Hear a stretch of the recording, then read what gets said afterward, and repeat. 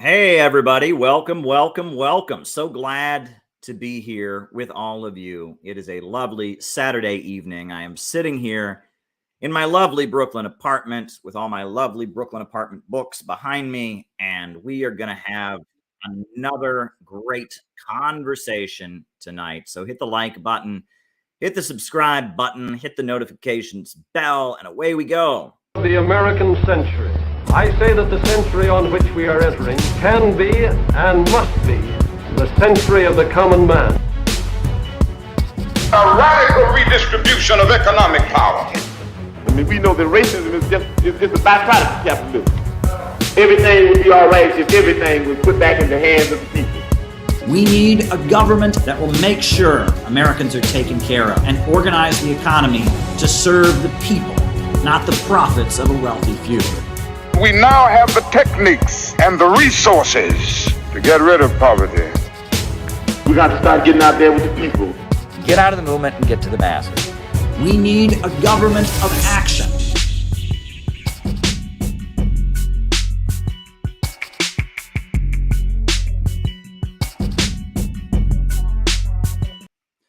Welcome, welcome, welcome. So glad to be here. So glad to have an evening with all of you. Plenty that we could talk about, and we will talk about it. So hit the like button, hit the subscribe button, hit the notifications bell. Always a pleasure. Always a pleasure to interact with all of you. Always a pleasure to interact with all of you. Always a pleasure to talk to you all. We got a few quick announcements. Quick announcements to get out of the way.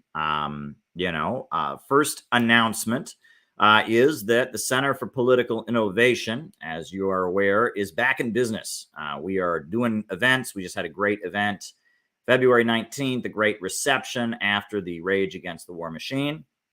And now coming up at the end of March, we're having another conference, and it'll be in Washington, D.C. It's going to be called the Summit Against Hypocrisy. That is the name of the event. We would love to have you there. We would love to have you there in Washington, D.C. Details about that conference are gradually emerging. Speakers, it's going to be awesome. Garland Nixon, Scott Ritter, Nick Braun of the People's Party, Daniel Villa, radio host, Don DeBar is going to be there. And actually, why don't we just get it right off the bat? Thanks to the great Ryan Cotton, Class Analysis, we have a video promoting our international guest, our guest of honor, our international guest, who is none other than the great Jyoti Brar, leader of the Communist Party of Great Britain, Marxist-Leninist. And we actually have a great video that Ryan Cotton made highlighting Jyoti's involvement. Here we go. To side with all those who are objectively fighting imperialism. No matter who is leading them, who is involved in their forces, what ideology they claim to represent. They are spending billions in training, arming and supporting their proxy army in Ukraine. Today's war in Ukraine is the latest in a string of aggressive wars that were launched by US imperialism when it felt confident in using its status as the only remaining superpower to destroy every vestige of independence or resistance on the planet. Warmongers moved to Afghanistan in 2001, to Iraq in 2003, to Libya and Syria in 2011. And these open aggressions have been accompanied by a string of economic and proxy wars in other countries and other continents. In fact, there is hardly a country in which the USA is not exerting military, economic or political pressure in order to maintain its domination of the planet. For the imperialists, with their never-ending and desperate quest for new sources of profit, money spent in raising the living standards of ordinary workers is money wasted.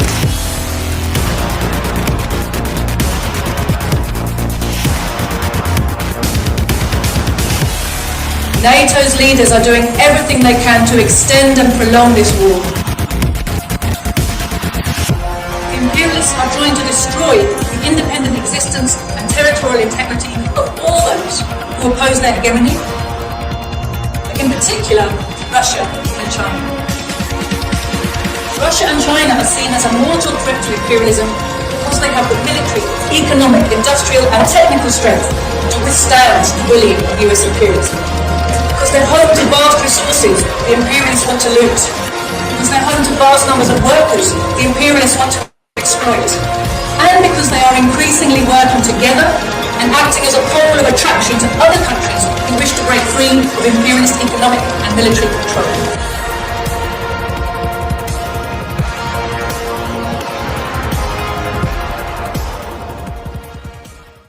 Yep, folks, good things are happening. And it's going to be an excellent conference. So please sign up to attend. Please come and join the conference. You'll be able to interact with the speakers and guests. It'll be quite awesome if you can make it in Washington, D.C. So sign up. Now, another thing we are asking people to do is if you are somebody who you can't make it or you can make it, but you just want to help us out, there's something else that you can do. And that is you can give us a donation to help us have a good conference. And I will give you the link for that right now. I'll just drop it in the chat. You can just shoot us a donation to help us have a good conference. That would be greatly, greatly appreciated. I'll just drop that link in the chat. This conference is going to be something else. Our conferences just keep getting better. You know, a few of the people who went to our conference in the conference we did in DC just recently said this was the best conference we had done yet. And I mean, it felt like it. That energy when Scott Ritter came into the room and everyone was chanting, Scott, Scott, Scott, Scott, that was really, really awesome. And, you know, we're doing some really, really good stuff here. And, you know, we're going to have different organizations that are going to be speaking, the Party of Communists, the Schiller Institute, you know, the different groups will be giving a presentation. Some good stuff is happening. So let me just drop the link in the chat. If you want to give a donation to help us do the conference, we could use any support we can get. You know, it would be greatly appreciated. You know, no, you don't have to be an American resident. If you want to come to this conference from another country, you are certainly welcome to register and sign up and come and attend from another country. We would love that. Here's the donate link if you'd like to donate. The link to register to attend is down below. So it's going to be an exciting conference. I hope to see you all there. It's going to be great. We are giving a platform to a number of prominent anti-imperialists. We will give a thorough rebuttal to Joe Biden's despicable democracy summit, which is really just disguised war propaganda. It's going to be good stuff. It's going to be good stuff. Another thing that I wanted to mention to you all, you know, I didn't stream the last two nights. You know, I didn't stream the last two nights. And the reason that I did not stream is because I was putting the finishing touches on my new book. I have a new book that is going to be released later this week. And it's going to be released later this week. It's very exciting. And I'm actually going to put the cover of the new book on the screen right now. Why not, right? I feel like you all have a right to see what the cover of the new book is going to look like. So I'll just show you. This book will probably be available next week. You know, I'm in the process of uploading it. Everyone who attends the conference that is coming up will get a copy of the book. That'll be one of your party favors, if you will. Will be everyone who attends the conference will get a physical copy of this book. So here it is. This is the cover of the new book. Where is America going? Marxism, MAGA, and the Coming Revolution. And shout out to the great Fox Green, who did a great job designing this. This is going to be the cover of my new book. It is over 400 pages long. It is the culmination of years of research. I spent a long time writing this book. This book has been in me for a long time, and I wasn't ready to publish it and finish it, but now it'll be on the web next week, it looks like. So that's the new book. Where is America going? Marxism, MAGA, and the Coming Revolution. And if you want to make sure you get a copy, just come to the conference in March and you'll get a free copy. So yeah. Basically, people say it's the MAGA Communism Handbook, the MAGA Communist Manifesto. You know, I don't know if I would call it that exactly, but it's about as close to something like that. about as close to something like that as anything that's ever been published. And this book will give you a thorough understanding of where the world is going and why things are happening. So yeah, I'm really, really glad to have just finished it up. I'm waiting for the layout guy. I have a great layout guy who lays it out. I just got this amazing cover from Fox Green. The proofreader finished with it earlier this week, and then I had to go over it one more time. Publishing is not an easy thing to do. It's much easier in the age of technology, but it's still not easy. So I just wanted to let you all know about that. Where is America going? It is ready to be published, and that's what I've got going on in my little neck of the woods. Those are the announcements I've got. So great times, folks. Great times. Glad to have you all here with us. Now, the way this works, for those of you who may not be familiar, the way this works is I give my opening remarks. My opening remarks are then followed by the roll call. And during the roll call, I call you all out as I see you, names and locations. And then after that, I answer super chat questions for the rest of the night. And we just got the first super chat question. Just came through. First super chat question just came through. It's Ryan. He wants me to show Trump's anti-war, pro-growth speech. So I guess that's our first super chat. I will write that down right now. Writing it down.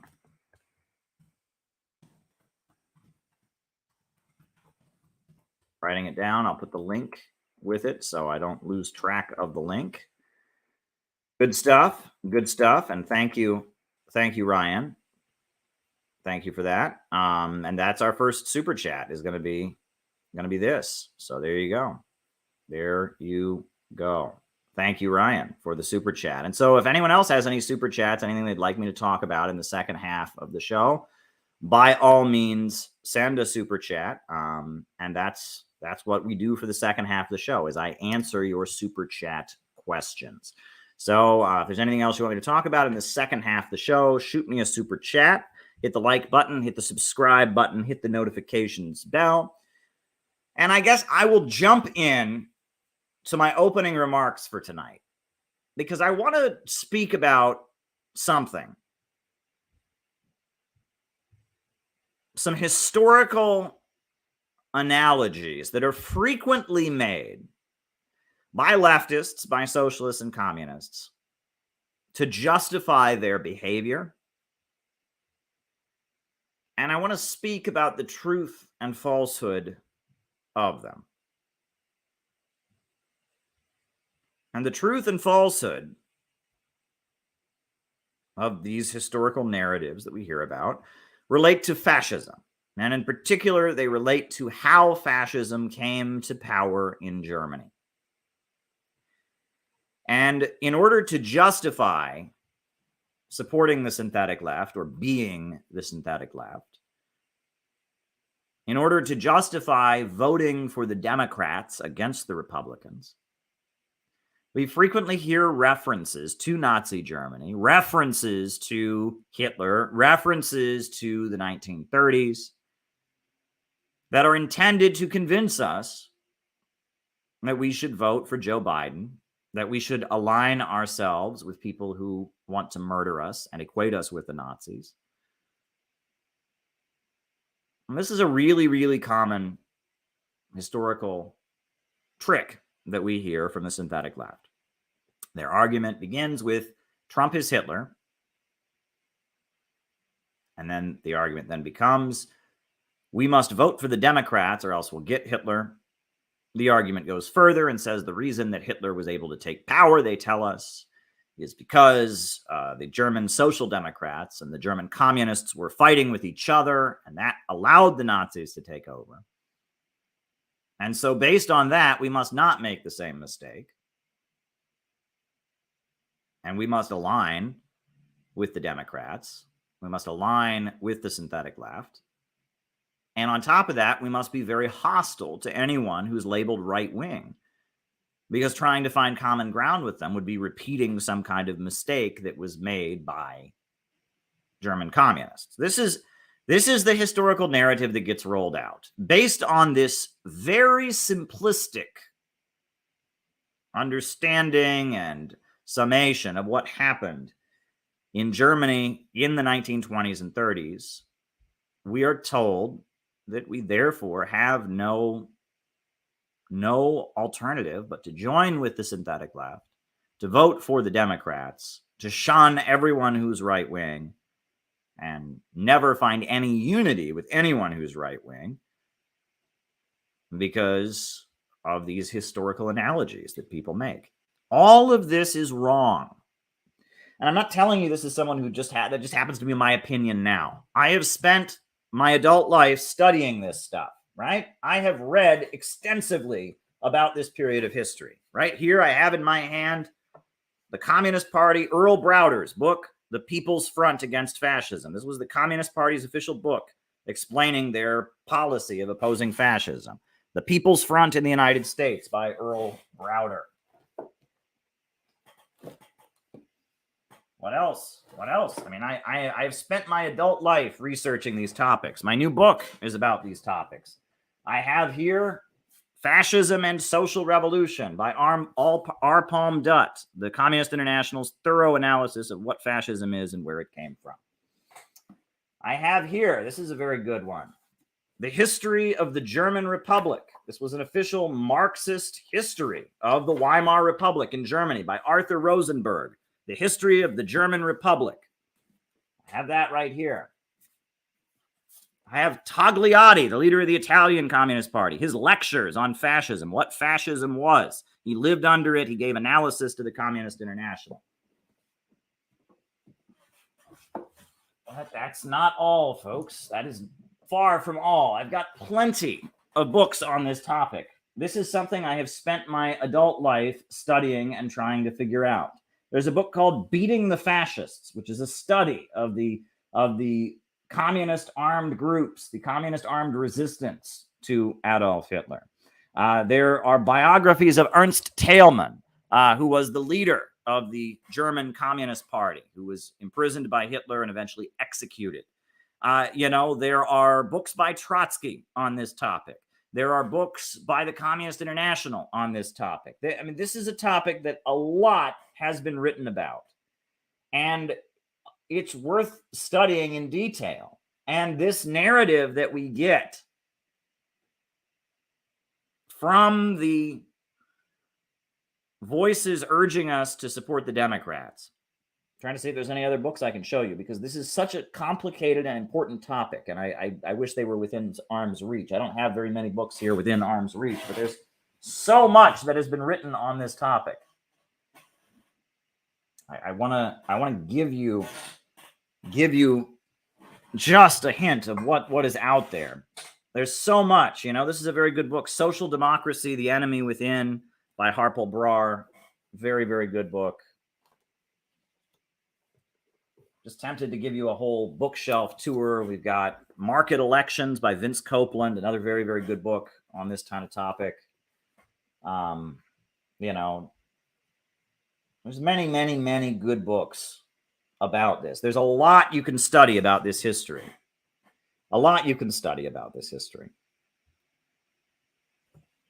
But it is based on years of studying this history and years of organizing, right? I was part of Occupy Wall Street. I was part of Black Lives Matter before Black Lives Matter was a thing. I was going to court with police brutality victims and Art McCoy and Black on Black Crime Incorporated in Cleveland. I was at the protests for Trayvon Martin in 2013 in Union Square in New York City that shut the streets down. Years of organizing. I went to Ferguson. I even made a documentary in 2014 in Ferguson, Missouri.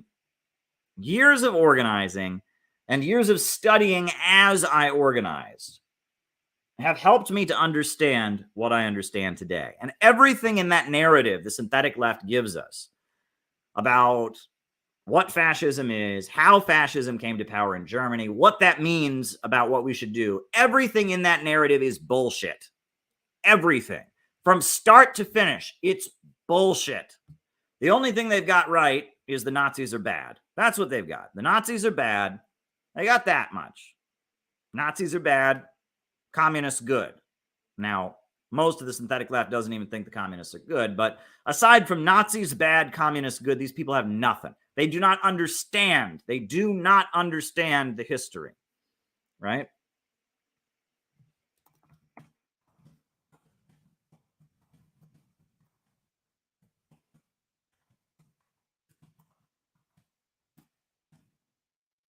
So I am going to debunk it. I am going to debunk this narrative and tell you what actually happened and what it does mean for our period.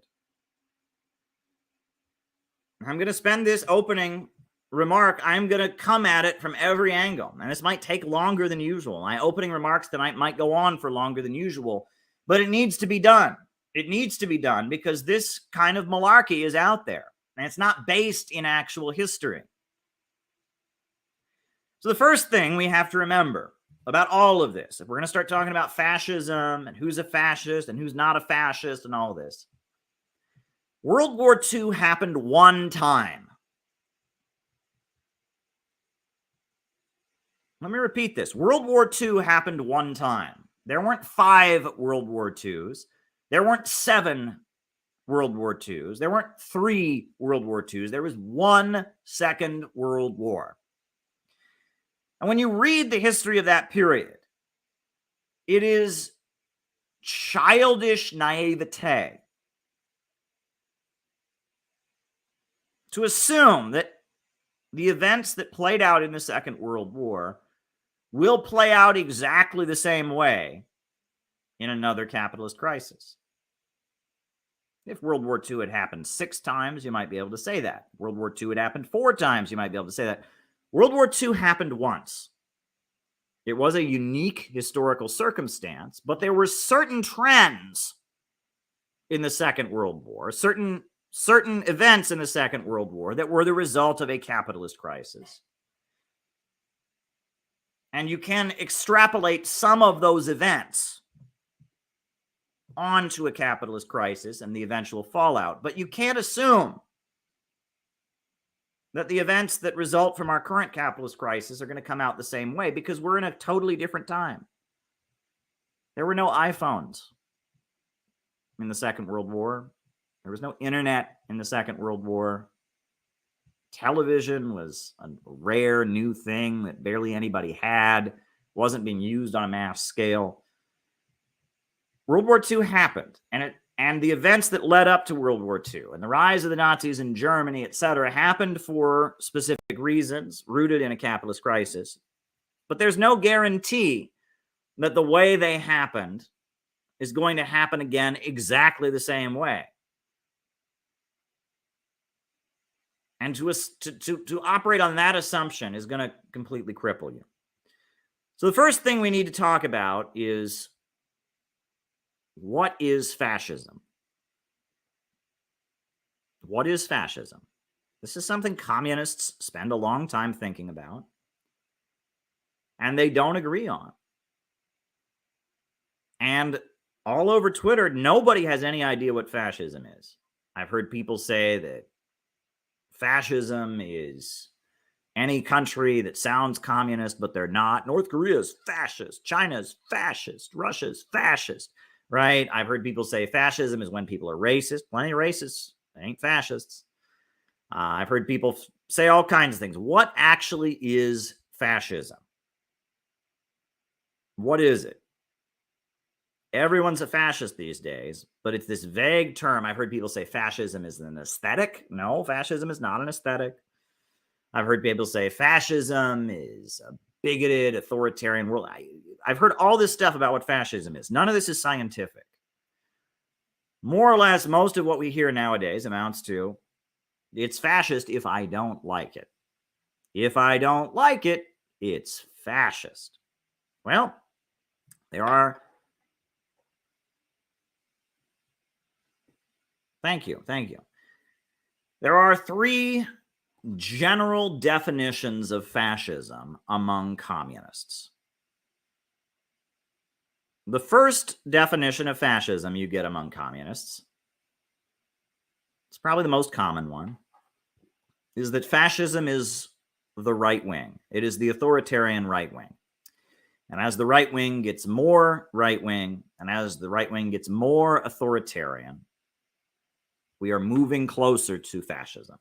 And that's the argument used by most of the communist parties in the world. That is the argument used by CPUSA. That's the argument used by a lot of social democrats, the DSA crowd, that fascism is just right-wing people. And the more right-wing they are and the more authoritarian they are, the more fascist they are. That's not correct. Now, the second definition of fascism is one that is used by Trotskyites. And Leon Trotsky wrote a book called Fascism, What It Is and How to Fight It. And the Trotskyite groups have their unique understanding of fascism.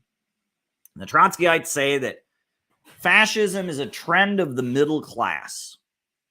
It is a trend of middle-class radicals that are against communism and the labor movement, but are also against big capital and against big corporations, and that they always exist, and it's a strand of capitalist societies. There's an element of middle-class radicals that are around, and that in a time of capitalist crisis, the ruling class utilizes these middle-class radicals to fight the communists and lay the basis for a police state. And that's what Trotsky argues.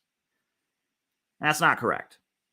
There's elements of truth in it, just like there's elements of truth in the first one, but it's not correct. And the third definition of fascism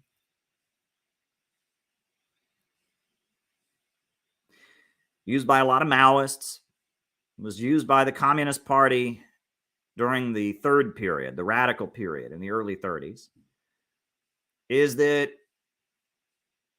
fascism is simply fake socialism. Something sounds like socialism, but it ain't.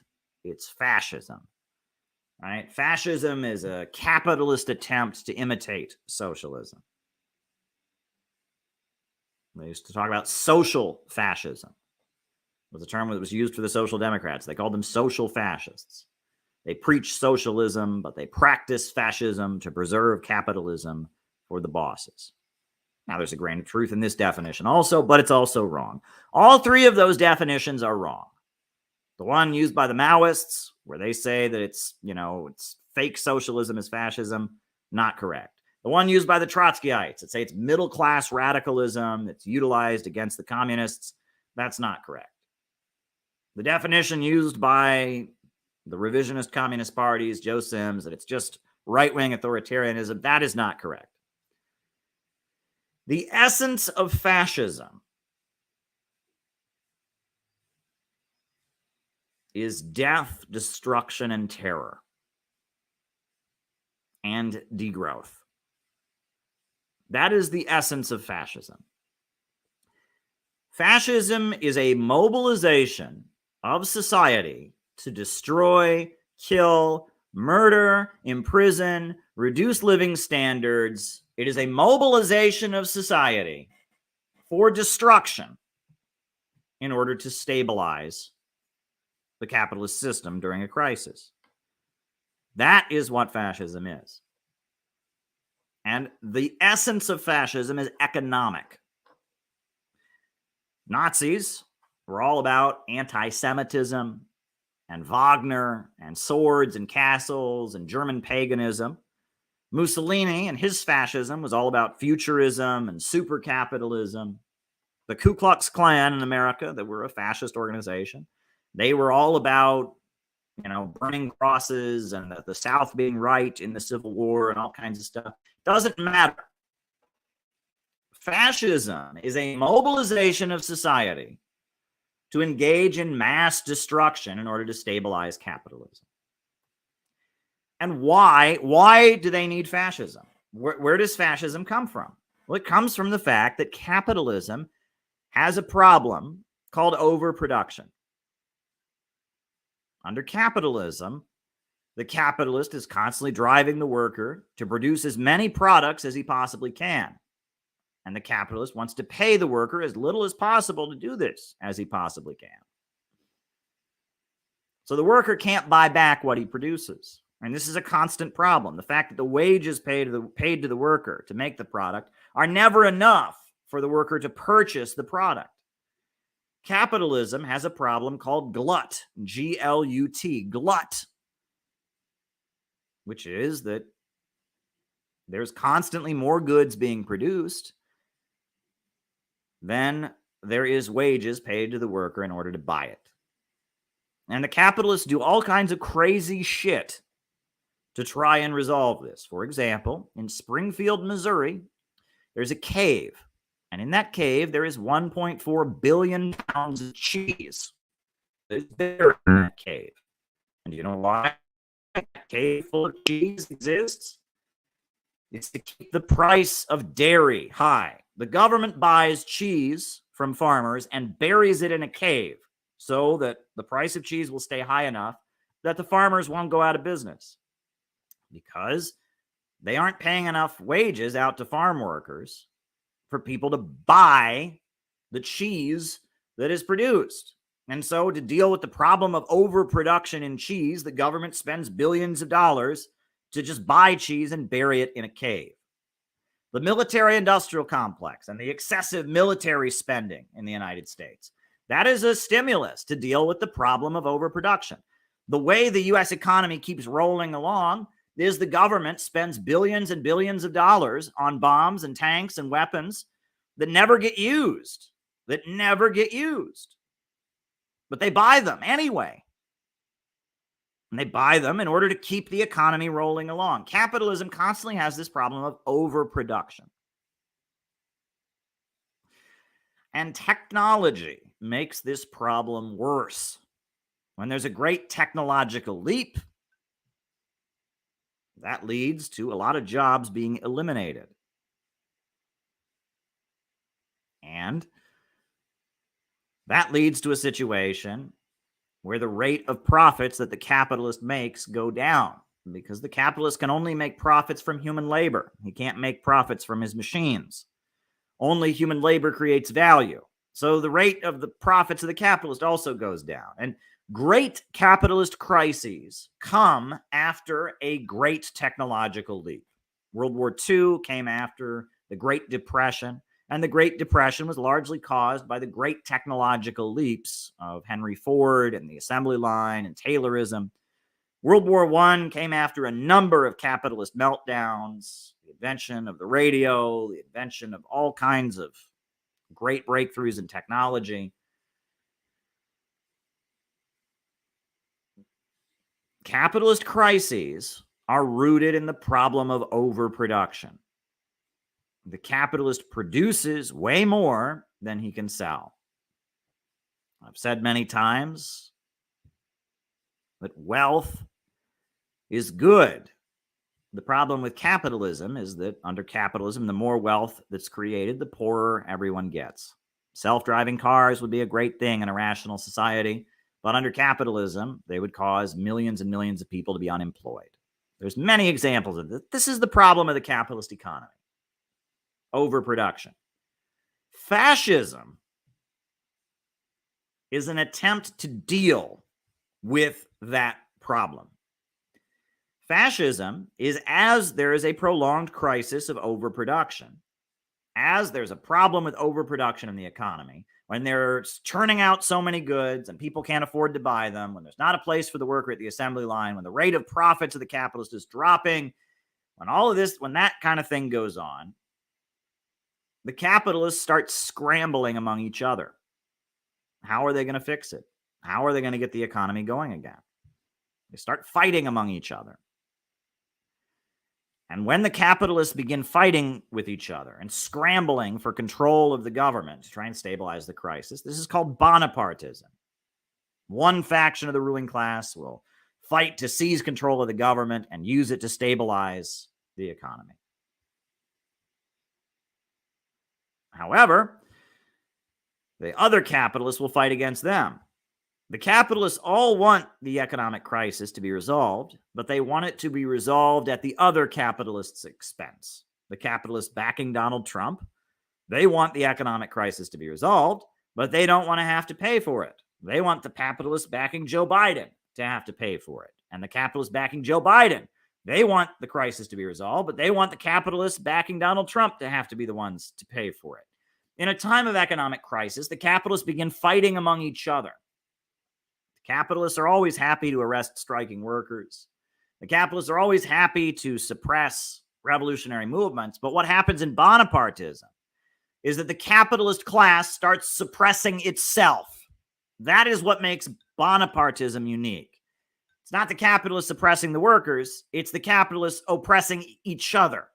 There becomes a power struggle within the ruling class.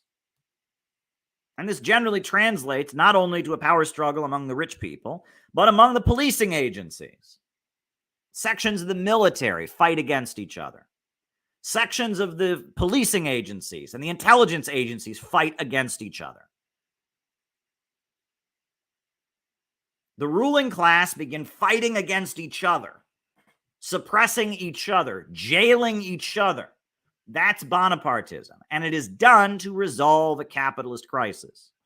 In the good times, when the capitalist economy is good, there's an expression. They have a gentleman's agreement among each other. Ronald Reagan used to say, we're all friends after 6 o'clock. That was what Ronald Reagan said. He was speaking to Congress. He said, we're all friends after 6 o'clock. Democrats, Republicans, we're all friends after 6 o'clock. However, amid a capitalist crisis, they are not all friends after 6 o'clock. And in fact, they might be imprisoning each other. And in fact, they might be executing each other, right? That is the difference. In a capitalist crisis, the capitalists are at each other's throats. Fascism is a form of Bonapartism. It is when one section of the capitalist class takes control of the government and then uses the government to impose degrowth. That's what fascism is. And they use the government to mobilize all of society to impose degrowth. That is the essence of fascism. And to assume that it's going to happen the same way it did in Nazi Germany is complete historical naivete. Yes, the economic reasons might be the same, capitalist crisis, capitalists fighting with each other, but the ideology it espouses is going to be completely different.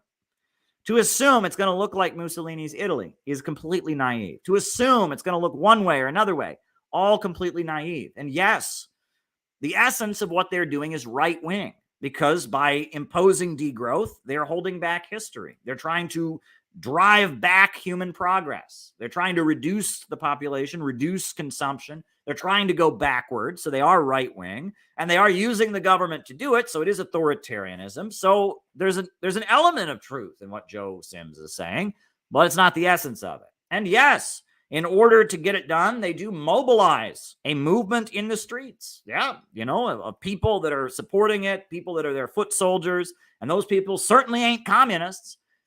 So they tend to be middle-class radicals of some variety. And so there's an element of truth in what Trotsky's saying. They foment a mass movement of middle-class radicals, of non-communist ideology to carry it out. So there's an element of truth in what Trotsky's saying, but he's not getting to the essence of it. And in their fascism, as they build, and as they start utilizing the government to try and stabilize the capitalist economy, they're trying to impose some element of economic planning.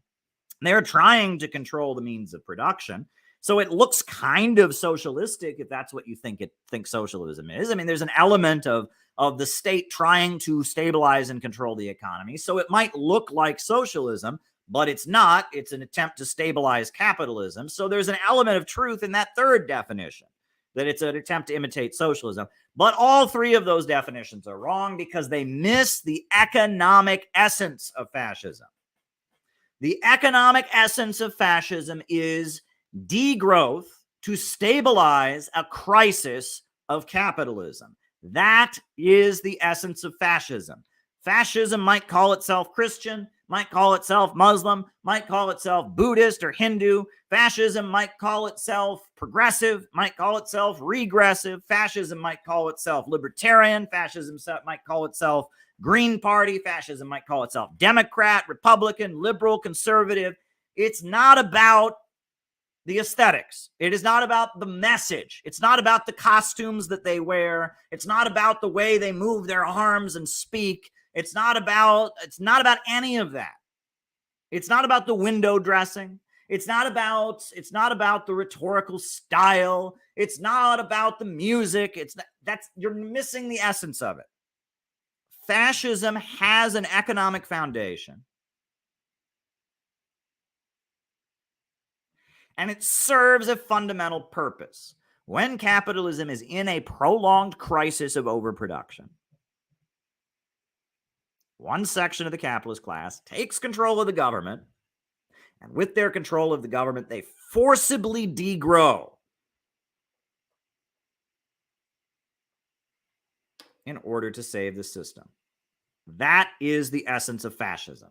Fascism is rooted in economics, and the best books on fascism that I can recommend, the best book by far, and is Fascism and Social Revolution by R. Palm Dutt.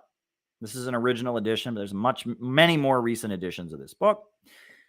Another good book that gets into the essence of fascism I will recommend is Dialectical Economics by Lynn Marcus. Lynn Marcus, that's what Lyndon LaRouche called himself when he was still calling himself a Marxist. And he wrote this book called Dialectical Economics. And this book, I quote from it a lot in my new book, it gets to the essence of fascism as well. So the very premise of this conversation, what is fascism? We have to be clear about what fascism actually is. So now we've gotten clear that these people that are talking about fascism, they don't know what fascism actually is. So that's the first thing we have to get clear. What is fascism? The essence of fascism is economic. It is economic. That is the essence of fascism. So then that leads us to what about this argument, Caleb, that we should vote for the Democrats because in the 1930s in Germany, the communists and the social democrats were so busy fighting with each other that Hitler won out. And so that means we got to vote for the Democrats or else we're going to have fascism. Because if we fight with each other on the left, that's going to lead to, another Hitler. Well, that argument is ridiculously wrong about the history of Germany. Folks, Germany had a communist revolution in 1919. World War I ended, and as World War I was ending in 1918, the German Kaiser, ordered the Navy to commit a suicide mission. And the Navy refused, and the sailors rose up and seized control of their ships. And then all through Germany, there were uprisings. And socialists and labor unions and the German public revolted at the end of World War I. And the Kaiser of Germany stepped down because the country was in a state of revolt. So they had a communist revolution at the end of World War I in Germany, but it didn't lead to communism.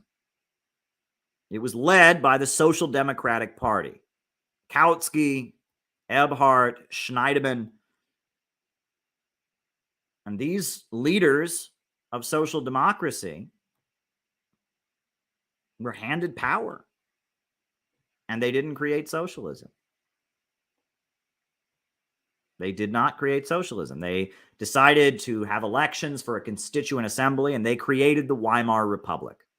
They did not write a socialist constitution for Germany, even though they won. I mean, the Marxists and the workers and the labor unions overthrew the German government. The German Kaiser stepped down, and they didn't create socialism. And then there were some among the German communists, German Marxists, who wanted to have full socialism. Rosa Luxemburg and Karl Liebknecht, two well-known German communists, they tried to have socialism, so the Social Democrats killed them, murdered them. And Bavaria, which is a province of Germany, Bavaria seceded from Germany and became the Bavarian Soviet Republic, or Red Bavaria. And they had a Bolshevik government in Bavaria for a couple years. And eventually it was crushed. So everything about Germany comes in the context of 1919, 1920. The communists won and still managed to lose. And so that whole analogy about the left were fighting with each other, no, the left won and then lost. That's the first thing.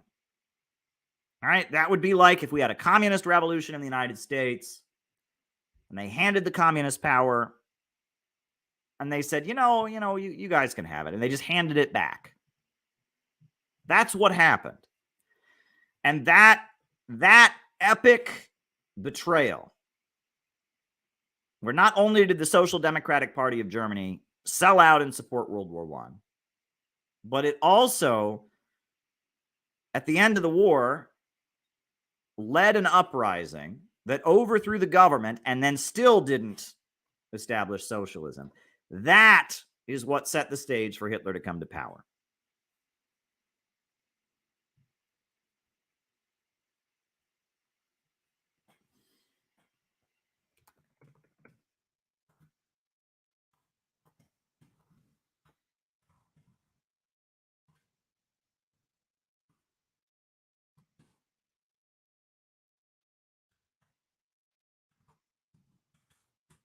That is what set the stage. So that's the first piece of context that anyone who says, well, the communists and the Social Democrats were just fighting with each other. And no, like, there was a revolution and the revolution was betrayed by the Social Democratic leaders. That's like the first thing. None of them ever talk about that. Weimar Germany was the result of the fact that the communists won and still managed to lose.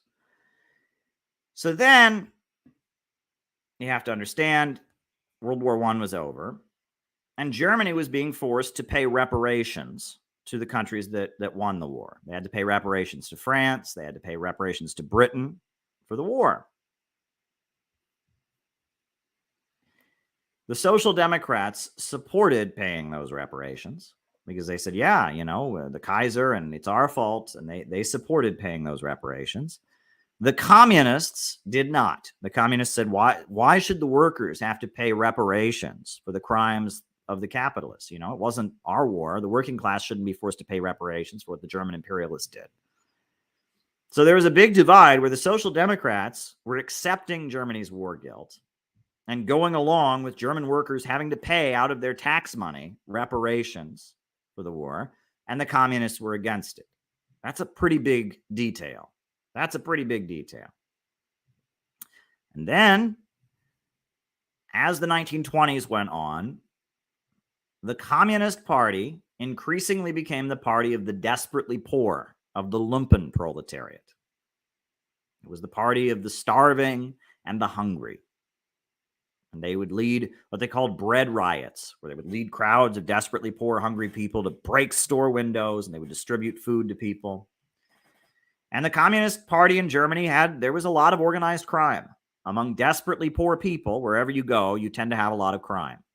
And because of that, the German Communist Party, and because they were an illegal group and they had guns and they were engaging in, violent street protests to feed hungry people, the German Communist Party got involved in a lot of lumpen criminal activity because that's where they were operating. They became the party of the desperately poor people. Meanwhile, the Social Democrats increasingly became the party of the industrial workers, of the few people in Germany who still had good paying jobs in factories. They were the party of the labor unions that ran the factories. And those industrial workers became more and more conservative because the economy was so bad, they didn't want to lose what they already had. And so the Social Democrats increasingly became more and more reformist, more and more sellout, more and more the party of the police, the party of the military. That's what they became, right? Whereas At the same time,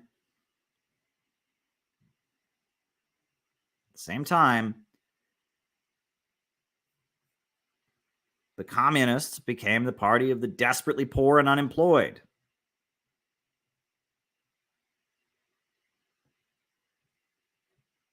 And desperately poor and unemployed people and well-paid factory workers are not going to have the same perspective.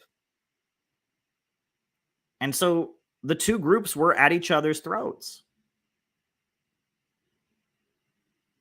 The two groups were at odds with each other.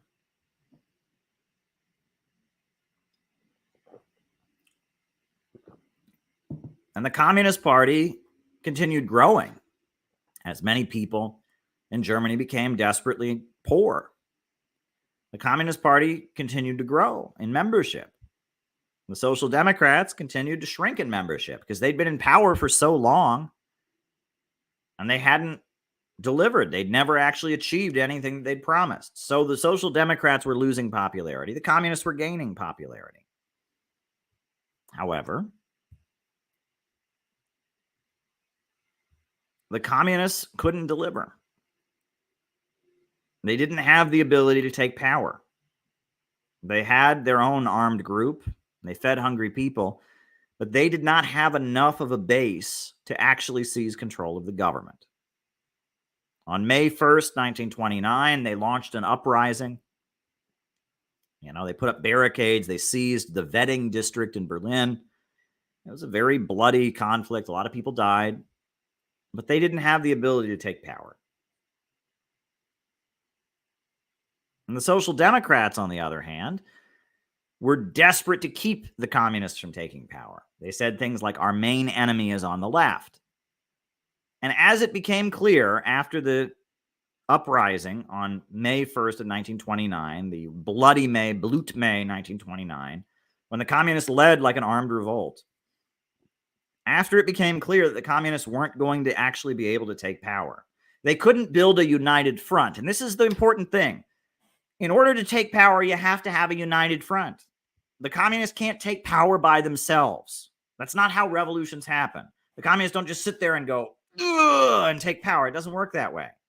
Like the stars on the Chinese flag represent the block of four great classes. The Bolsheviks, they got the left Social Democrats and the left Mensheviks to come over to their side. They had the Soviets. It was the Soviets are what they brought to power. The Bolsheviks led the Soviets, these big coalitions, these big community councils to take power. In order to take power, you have to be at the center of a broad coalition. You have to have a lot of people on your side, people in the military, people in the policing agencies. A united front is what brings communists to power. The German communists were not capable of creating a united front. The Social Democrats were thoroughly against them. The conservatives were thoroughly against them. They were this very big group of desperately poor, unemployed people, but they were isolated. They were locked out. There was not a united front. They could not build a united front. They didn't have the ability to build an alliance. And the British were pumping all kinds of money into Germany to anti-communists of all varieties. The British were funding the Nazis to go fight and kill communists on the streets. The British were funding the Social Democrats to preach that the communists were traitors and loyal to Russia and not real socialists. There was all kinds of money in Germany being pumped into every other political faction. And the communists were isolated. They were a big party, but they did not have influence within the wider German state.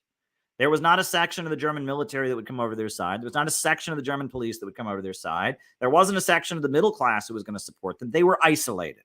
They were a big section of the country, but they were locked out. They were isolated. The communists could not build a united front. And so increasingly, the communists just kind of became stale. They would do the bread riots and they would feed hungry people. And they were very positive on the Soviet Union, but they didn't have the ability to push forward and take power. And then the Nazi Party shifted. The Nazi Party had long just been this crazy right-wing, middle-class, anti-communist group. It was a bunch of people, a lot of whom were gay, mind you, right? That was one big thing about the Nazis during the 1920s, is they were very, very homosexual. The leader of the Nazi street fighting group, the Stormtroopers, was a guy named Ernst Rem. And Germany was probably the only place in the world that had a gay rights movement back in the 1920s. And the Communist Party thought that homosexuality was bourgeois decadence, was the disease from capitalism. But there were a lot of these middle-class artists and intellectuals, who were really into music and poetry and stuff like that, who were attracted to the Nazi Party, because the Nazi Party was into ancient Greece and ancient Rome and swords and castles and all of this. And so among the gay middle-class, current, the Nazis had a lot of influence. And they were just this other group, and they were into ultra-masculinity, working out and being physically fit and going out and murdering communists and Jews. They were just a middle-class hate group, I guess you could call it. They were a middle-class hate group with a lot of gay people in it. That was fringe. They never really had much influence or ability. They were a fringe middle-class hate group. But towards the end of the 1920s, Adolf Hitler started meeting with a guy named Hjalmar Schacht. And Hjalmar Schacht was a banker. And Hjalmar Schacht convinced Hitler that instead of just being this crazy middle-class street fighting group, they could actually become the new government.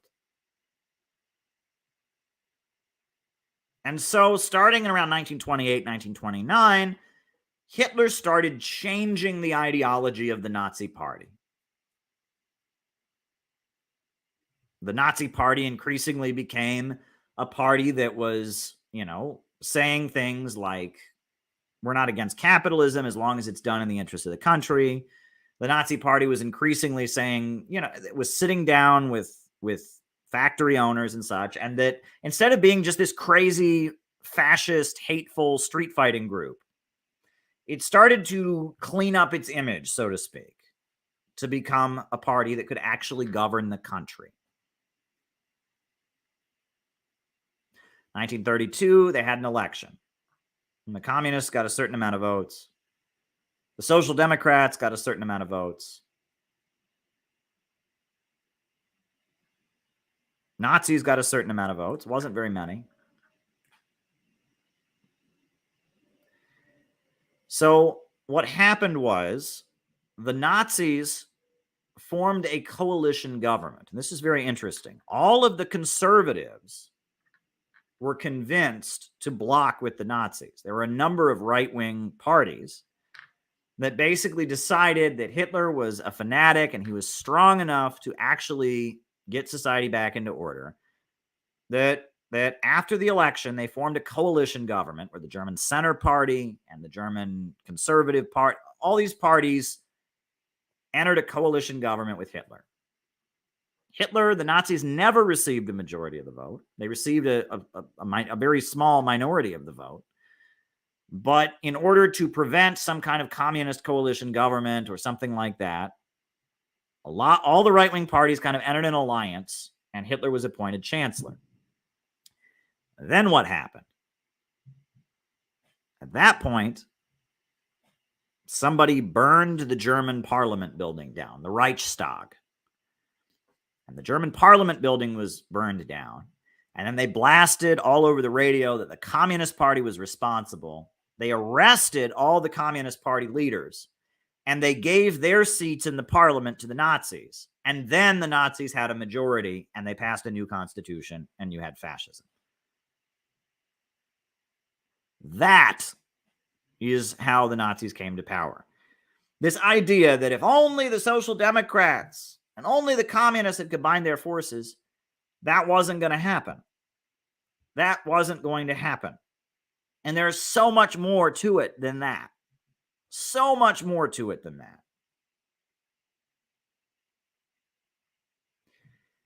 That Germany had been in a state of instability for so long. The Communist Party had proved itself incapable of taking power. 10 years prior to that, the Social Democrats had proved that they were incapable of taking power. And They wanted stability in the country. The Nazi Party transitioned from being a street fighting party into being a party that could actually run the country. There's so many factors involved in this. When people say Hitler came to power because communists didn't vote for the Democrats, that is the stupidest thing I've ever heard. That is not what happened. That is just not what happened. It was so much more complicated than that. And it was in Germany in the 1920s and 30s. And we're living in the United States in the 21st century. So there's that. Now, what about, there's another claim that people make, is they say, well, the German communists, they were supporting Hitler. False. The Nazi Party, actually, their anthem, the Horst Wessel song, was about a Nazi, Horst Wessel, who was killed by communists. And the lyrics of the song are, though comrades fall, shot down by leftists and reaction. The communists and the Nazis would go out into the streets and kill each other on a regular basis. The communists would be having a rally, and the Nazis would show up and shoot at them, and the communists would shoot back. The Nazis would be having a rally, and the communists would show up and shoot at them, and the Nazis would shoot back. They were murder. This is two groups that were killing each other. Okay, so this idea they were aligned, that's false. That's just completely false. People point to, they say, well, there was a slogan they used. They said, first brown, then red.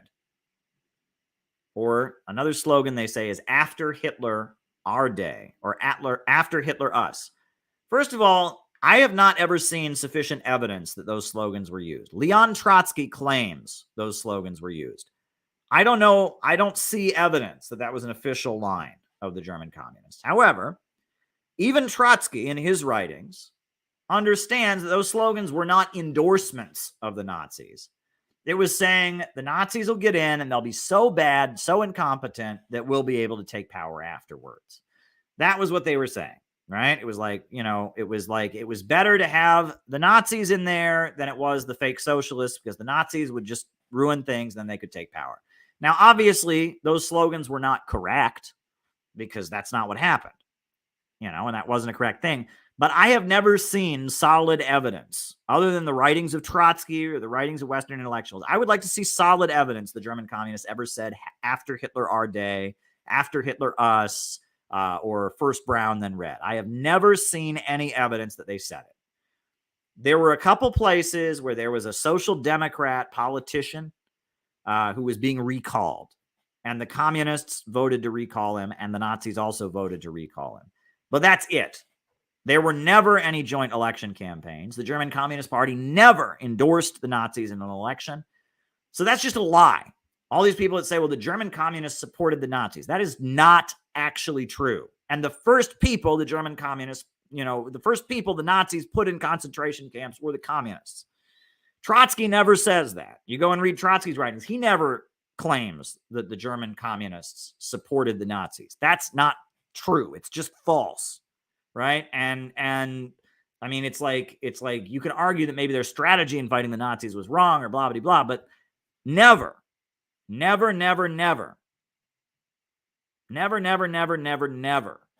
the German Communist Party endorse the Nazi Party. It's just a lie. However, what's true, and this is what is true, the Nazis and the communists recruited from the same neighborhoods. That's true. The people who joined the Nazi Party were desperately poor people.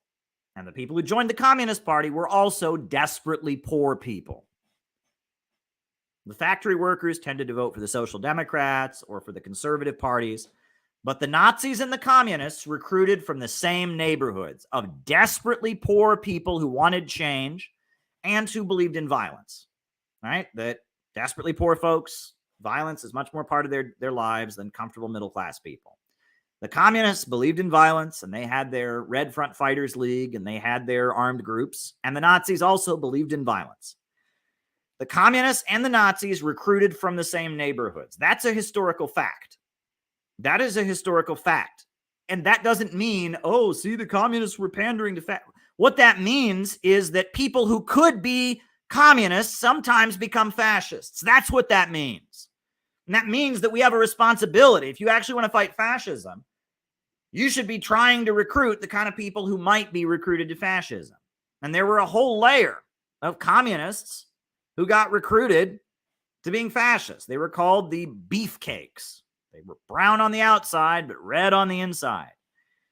And that, yes, it's true. They recruited from the same neighborhoods. And the kind of people that are radical, that want to change society and are looking to give their lives to a cause and a movement, could become fascists and could become communists. That part is true.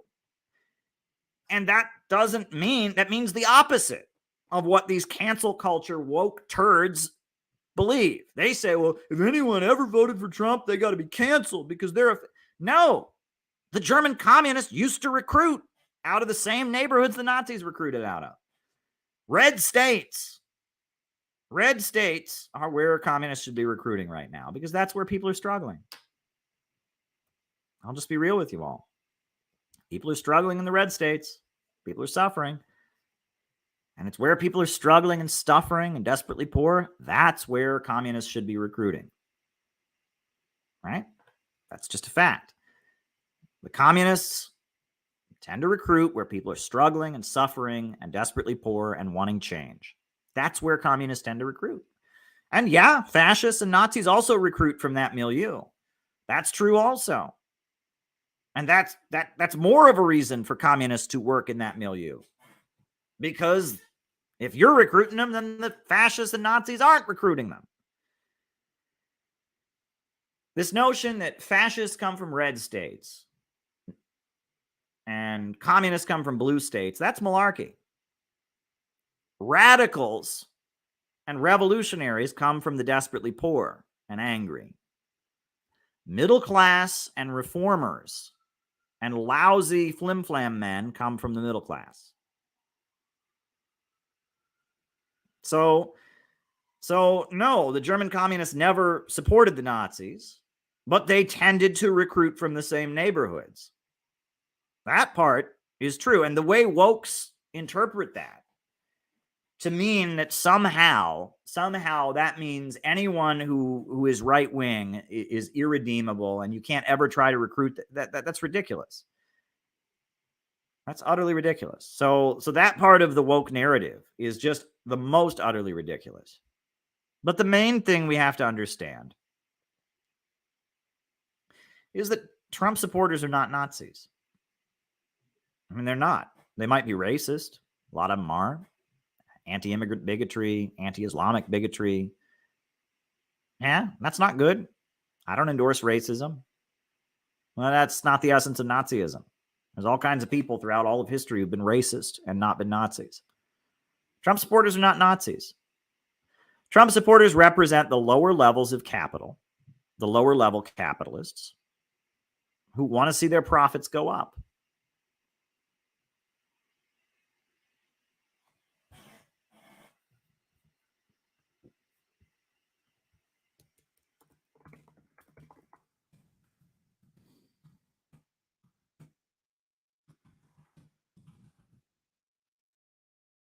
That's what the Nazis represented.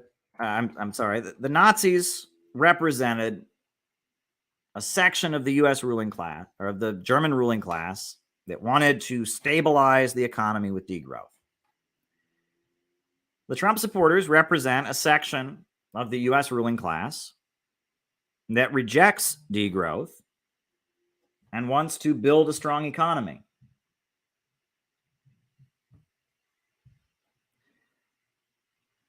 There's a pretty big difference there. Very big difference there. The Nazis were a group of middle-class radicals who started recruiting desperately poor and lumpen people so that they could take control of the government and use it to set up a police state, to create a layer of slave laborers, to intensify military spending and forcibly use degrowth and depopulation and eugenics to try and stabilize the German economy. That's what the Nazis were. Trumpers are not Nazis. The economics of fascism are not there. Trumpers are ideologically wrong. Trumpers are conservative. Trumpers are a lot of things. But they ain't Nazis. They ain't. People can be racist and not be Nazis. People can be wrong and not be Nazis. People can be delusional and not be Nazis. People can be bigoted and not be Nazis. That is not the essence of what they are. The fascists in America right now are the wokes. And that's a tough pill for people to swallow, because the wokes sound a lot like us. We're against racism. They're against racism. They're against sexism and the oppression of women. We're against the sexism and the sexism and oppression of women. They talk about the history of imperialism and colonialism. We talk about the history of imperialism and colonialism. They quote Karl Marx. We quote Karl Marx. They speak against capitalism. We speak against capitalism. On the surface, the wokes give the impression that they might be similar to what we are. But there is a fundamental difference between us and the wokes that is really not that hard to see. If you're listening for more than 2 seconds, if you're listening beyond just buzzwords, there is a very fundamental difference.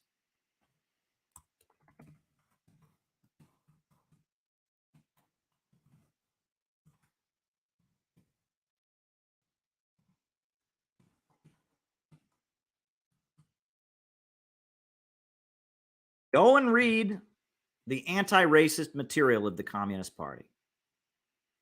Go and read You Cannot Jail the Working Class. It's a book written by an American communist who was facing the death penalty, an African-American young man. He wrote a book, You Cannot Jail the Working Class. Here, I'll put it in the link. This is his book. Angelo Herndon, 1937. This is his text. You Cannot Jail the Working Class. Go and read the anti-racism in the book. Here, I've got the link. I've got the full text of the book right here. This is how the Communist Party approached the question of racism. I'm going to read to you this story. This is the Communist Party's approach to racism.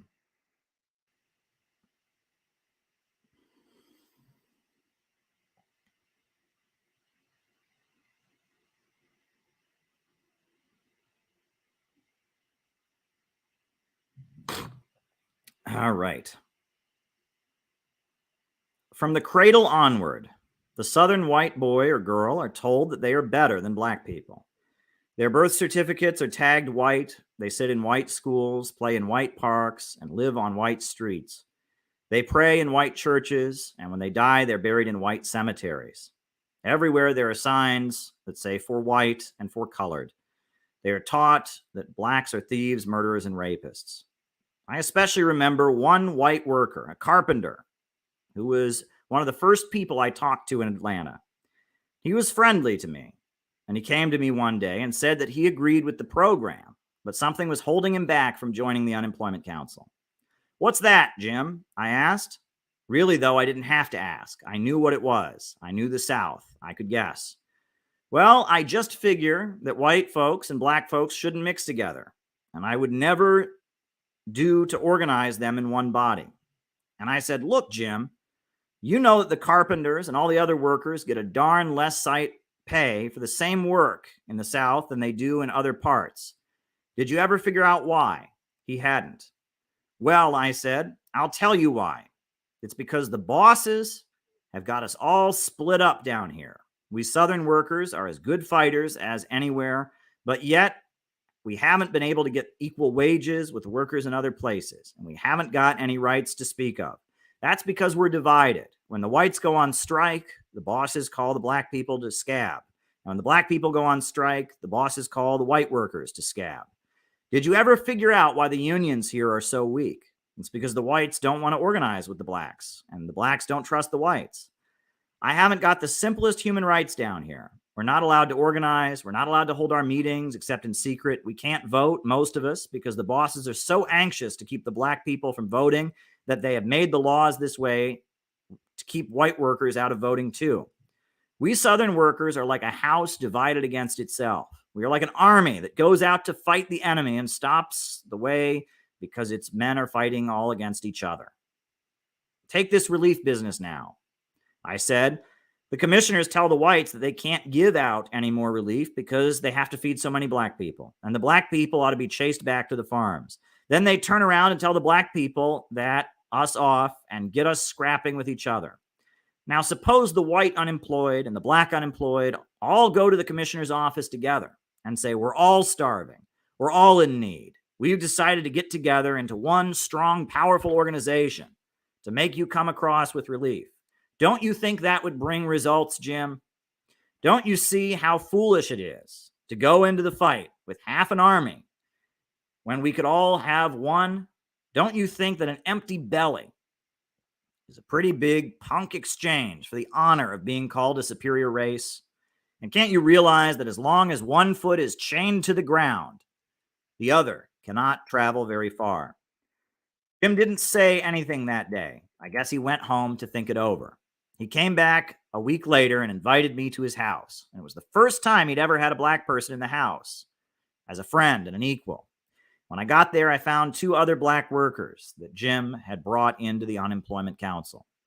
Later that month, Jim beat up a rent collector who was boarding up the house of an evicted black worker. Then he went to work and organized a committee of white and black together to see the mayor about the case. Today, it's the black worker across town. Tomorrow, it'll be me, Jim told the mayor. And there are a lot of Jims all over the South. That was the Communist Party's approach to the racial question. It was understanding that the oppression of black people hurt all workers. Obviously, it hurt the black workers the most, but it hurt all workers. And it was about creating that kind of class solidarity, breaking down racial divisions to build a united front to get things like jobs and housing and education. That was the Communist Party's approach. And what I just read to you, this official pamphlet from the Communist Party, telling the story of how they used the unemployment councils to break down racism, that has nothing to do with how the wokes talk about these things. When you listen to wokes talk, you don't hear that tone.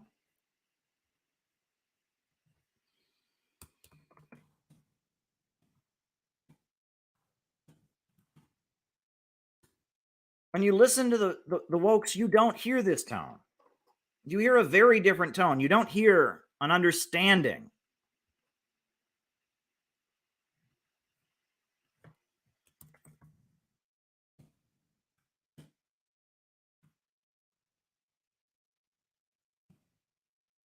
You don't hear an understanding that racism is the enemy of all workers, that by putting the needs of the black people and the oppressed at the front of the struggle, we can advance all workers. You don't hear that from wokes because they don't think that. Wokes, deep down, they might use the same phrases that we use. They might talk about racism the way we talk about it. They might talk about imperialism and colonialism, but it's different. They're not trying to bring black and white workers together to lift up all. They want to hurt people. They want to punish the white workers. They want to punish the men. They want to shame people. They're obsessed with all things sexual. It's a totally different tone.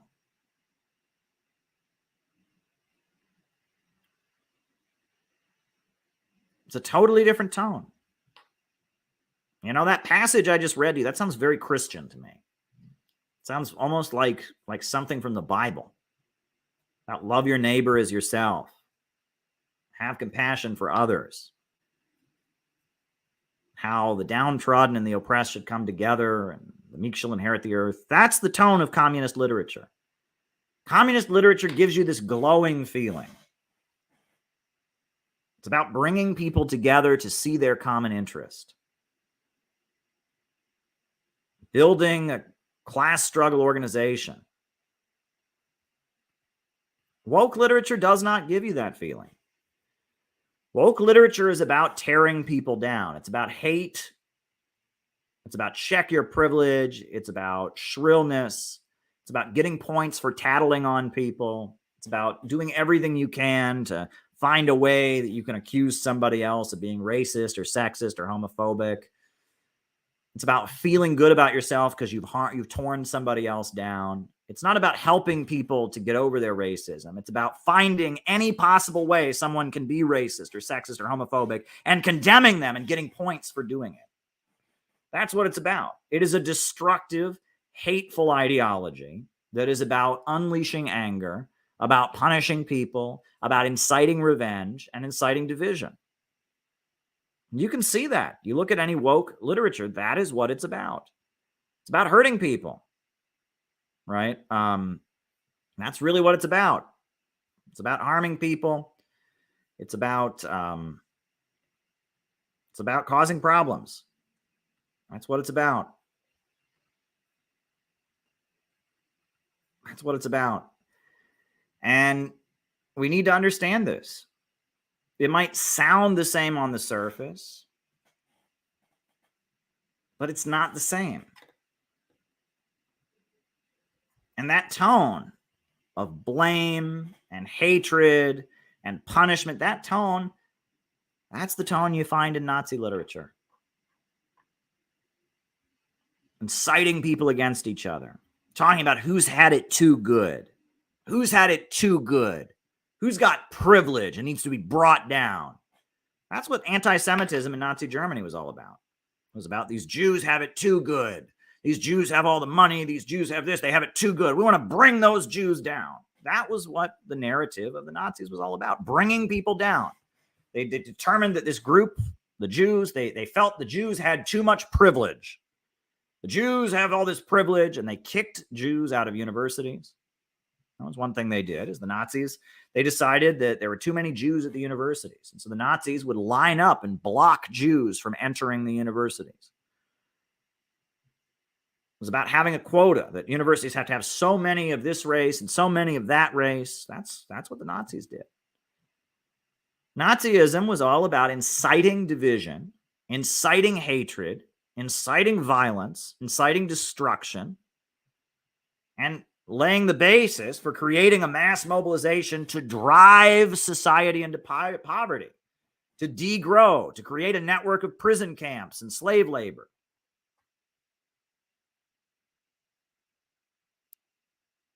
That was the essence of Nazism. And again, the message... Come on.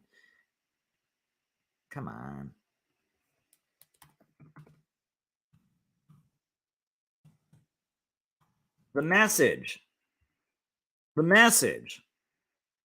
of fascism is about destruction. And that's what the wokes are doing. They are trying to set up a low-wage police state. I'm going to tell you right now what the wokes want. In fact, I'll even read to you. In my book, I lay out what the woke vision for the United States is, a more or less a summation of what it is, what the Bonapartist scheme to save fascism being put forward by the woke folks is. And I will just read it to you. It's very short. This is from my new book. I will read to you. This is what the wokes are trying to do. They have a vision for the United States. This is from the second chapter of my book to be released next week. Here, I'm just pulling it up here. I'm just going to read it to you.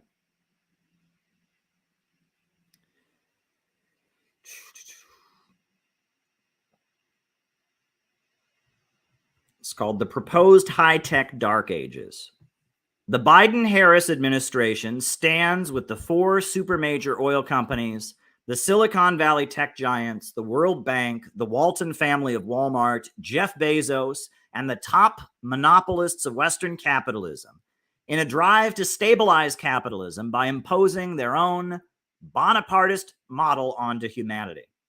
They face opposition from fracking companies, hotel and restaurant chains, the military-industrial complex, and almost all the lower levels of capital who see themselves being choked. The pandemic and the proposed Great Reset, apocalyptic warnings about climate change, all serve as justifications for their plans. They accuse their opponents on the new right of being fascists, and equate populism and anti-elitism with Nazism.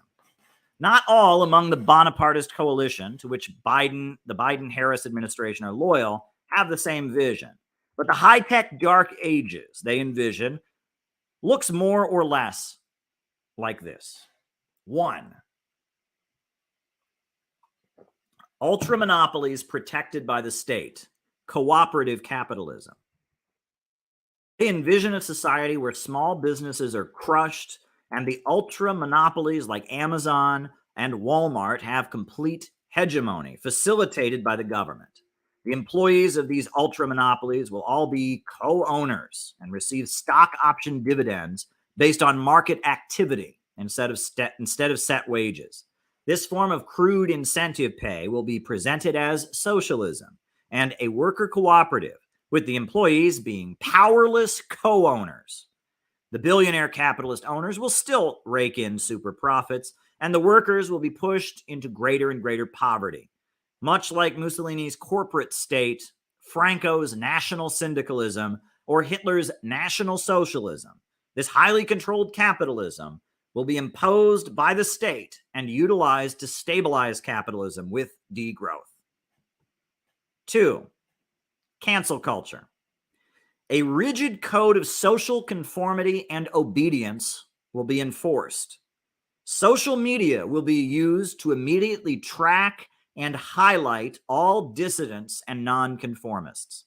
Those who speak against the ruling elite or violate the imposed restrictions on activity and thought will be immediately boycotted by society, losing their job, expelled from their schools, losing access to the market, and perhaps even their housing. All their friends and associates will be pressured to immediately denounce them and cut them off or face a similar shunning. Rather than executing, imprisoning, or formally punishing dissidents, they will simply be canceled in what appears to be a public rebuke based on consensus, but is in fact engineered and directed from above. 3. Social engineering and weakening of the population. In this society, every effort will be made to addict people and make them more dependent on the big monopolies and distracted from pursuing bigger questions or engaging politically. Drugs, both recreational and medicinal, will be everywhere. Pornography will be as well. The population will be dazzled by constant entertainment, over-sexualization, and intoxication, rendered unable to focus or think about bigger issues. Every effort to make people weaker, physically and psychologically, will be carried out in order to make them easier to control. Anti-intellectualism will accompany a campaign demonizing physical fitness and exercise. Intelligence, physical fitness, or any form of strength will be labeled fascist, and those who display it will be canceled.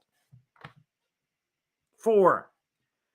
Reducing the population, reducing consumption, atomizing humanity. Suicide will be encouraged and romanticized in popular media.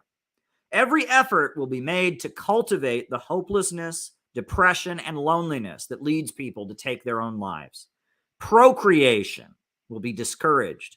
Families will be demonized as patriarchal, abusive, and oppressive.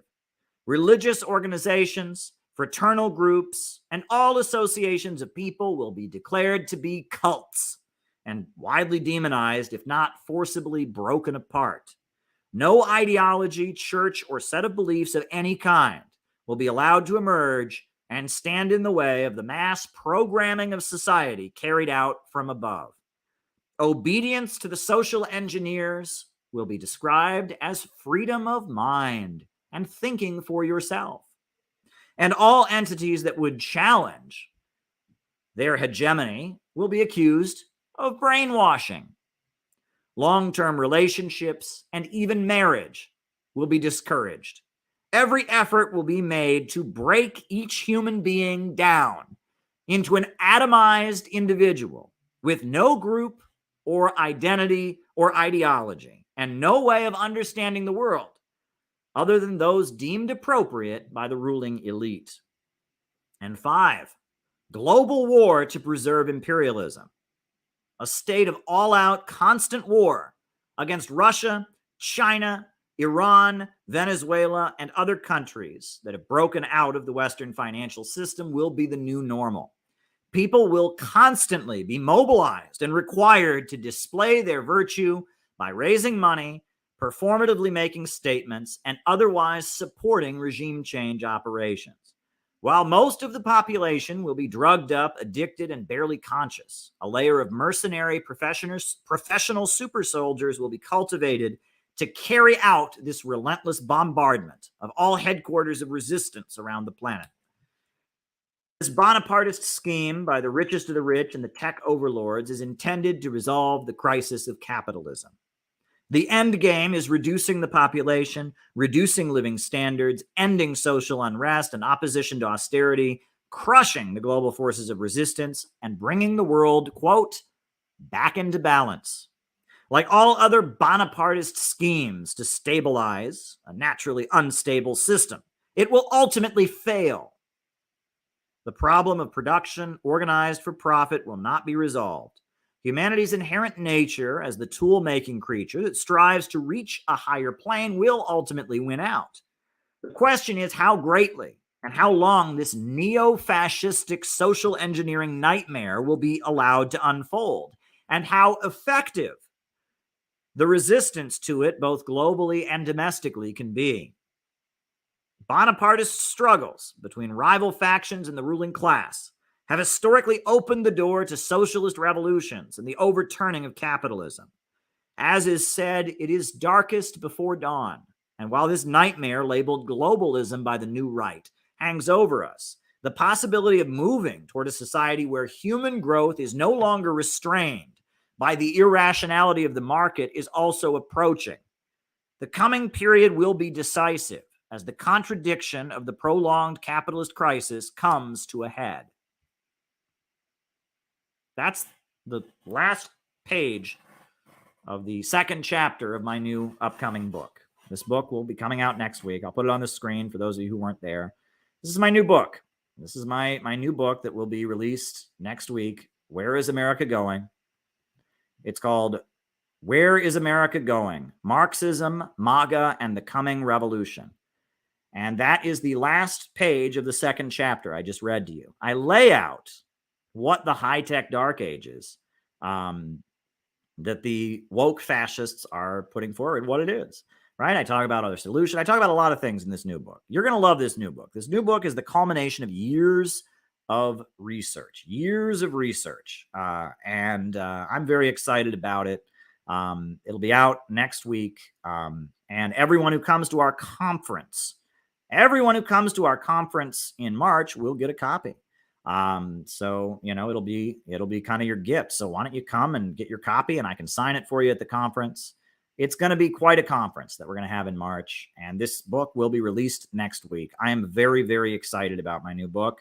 Very, very excited about our important conference, the Summit Against Hypocrisy. We are going to call out, how dare Joe Biden call a democracy summit when 1, he is backing fascism in Ukraine, 2, he's setting the stage for World War III, and 3, he's trying to set up a low-wage police state, the high-tech dark ages I just laid out for you all. He's trying to set that up at home. How dare he? How dare he claim to have a democracy summit, a summit for democracy? Oh, I'm just going to have a summit for democracy while I move the United States closer to fascism, while I try to start World War III. We're going to sit here and criticize countries for being democratic. How democratic is Ukraine? What did they just do to all the opposition parties in Ukraine? This conference is going to be really important. I really hope that you all are there. It's going to be really, really important. The Summit Against Hypocrisy.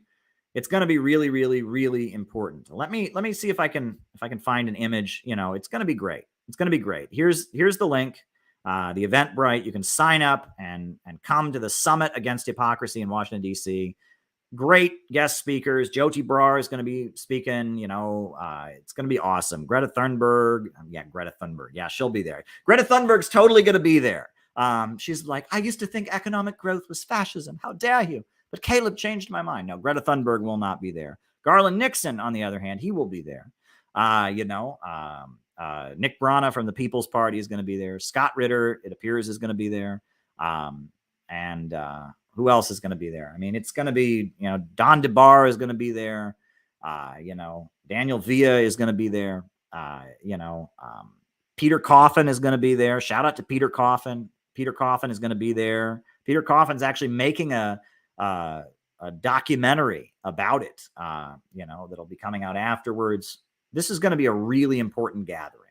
The Summit Against Hypocrisy is going to be super, super, super important. It's just going to be awesome. I mean, I don't know what to say about it, but it's going to be really, really awesome. It's going to be really awesome. Here, I'm going to put the logo on the screen. The Summit Against Hypocrisy. Here, let me just put the logo up. Yeah, here we go. This is the Summit Against Hypocrisy, an anti-imperialist gathering. It's going to be really, really great. I can't tell you how awesome it's going to be. It's just going to be really, really great. So if you haven't registered, it's on March 25th and 26th in Washington, D.C. Go and sign up. The link is down below. It's down below. It is going to be awesome. It is going to be awesome. And you really ought to be there. You don't want to miss it. It is going to be the best pre-buttal to Joe Biden's Democracy Summit for Democracy, whatever he wants to call it. It'll be the best pre-buttal ever, but it gets better, folks. It gets better if you can't make it, and you want to give us a donation. We would appreciate that. And I'll drop the donate link. I'll drop the donate link here in the chat because we need all the help we can get. These things are not cheap, and we're going to have a whole crew of people coming in from out of town. They need to be housed and fed, and it's going to be complicated. But we really need your help. So if you want to just help donate to the event, help us have the event, you can donate with this link. This link will take you to a place you can donate. I just dropped it in the chat. The Summit Against Hypocrisy. If you thought that our event that we just had in February was awesome, wait until you see this event. It is going to be something else. So if you can't make it, if you can send us a donation, if you want to sign up and register, be there. It's going to be great. There's going to be great music. I know Brian is already working on the music. It's going to be awesome. It is going to be really, really, really awesome. The Summit Against Hypocrisy, an anti-imperialist gathering. It's going to be great. So if you can donate to help us do the event, awesome. You can be there, even better. We need you there. It is going to be really, really, really awesome. So please help us out. The Summit Against Hypocrisy. It is going to be great. It is going to be great. So there we go. Those are my opening remarks for tonight. So hit the like button, hit the subscribe button, hit the notifications bell. And now why don't we start doing the roll call? Names and locations. I will call you out as I see you. Names and locations. Who is with us tonight? Names and locations. Who's with us? Who is with us? Names and locations. Who is with us? Names and locations. Jim in Harrisburg, Kendall in San Diego, Jenny Lynn in Cincinnati. Don't miss this historic event. Class analysis. Ryan, my boy Ryan, my good friend. JT24 in Mississippi. CPI spends every dollar you donate on actual real life shit. Lauren Spencer in Oklahoma. Shout out to you, Lori. She did a really awesome interview this week with Polyansky, the Russian ambassador, Russian UN representative. Tyler in Missouri. Gabby in Chicago. AJ from New Jersey. Meredith and Anderson in Washington, Ryan in Oakland, Zambia, currently in China, Patch in Arizona, Storm in Gary, Indiana, Pumpkin the cat in Pittsburgh, Joe in Mary T, Joe Howard in Maryland, the Netherlands. Very, very good. Very, very good. Very, very good. Stalin in Korea. Stalin's mustache is in Korea. Tom G in Switzerland is with us. Very, very good. Jamie in St. Paul, Minnesota. Alex in Sunnyvale is with us. Bob Troy in New York. Heidi in Edinburgh, Scotland is with us. Charles in Zambia. Rice from Adelaide, Australia. Charles Dominic from Valletta, Malta. Very, very good. Mariah in North Carolina. Richard on the couch, Dirk in Cheers, Deb in Mexico. Hey, Deb, how you doing? Deb is great. She was at our conference in LA a little while back. Rise from Adelaide, Australia. Cape May in New Jersey. Russia, someone from Russia is on here. Welcome, welcome, welcome, welcome. Glad to have you. Anybody else? Names and locations. Names and locations. St. David's, Bermuda is with us. Welcome, welcome, welcome. Restless Native. Restless Native. Brendan in Palo Alto is with us. Jarupa Valley is with us. Nick in Seattle is with us. Welcome, Nick. Auckland, New Zealand. Stephen Clearly is with us. Welcome, welcome, welcome. Anybody else? Names and locations. Michael in Houston, Texas is with us. Welcome, welcome, welcome. Wow. Timoshenko in St. Louis. Welcome, Tim. Glad to have you. Now, I like to play communist music on here. So I'm thinking about what communist music I could play on here. This is a song. This is a Chinese communist music is really awesome, by the way. You know, it's not in English and the lyrics don't, fit when you translate them because it's, Chinese is very different than the English language. But they have some pretty badass songs. So I'm going to play a Chinese communist song. I'm going to play, this is a favorite Chinese communist song of mine. So I'm going to put it on here, but yeah, Chinese communist music is very, very good. We'll put on some Chinese communist music before we start getting to the super chat questions. So if there's any more questions people have, they want to throw in the super chats, by all means, bring them on because we want to answer your super chat questions. But yeah, I'm loading this classic Chinese communist song. I'm loading it so that we can do it. I'm loading it.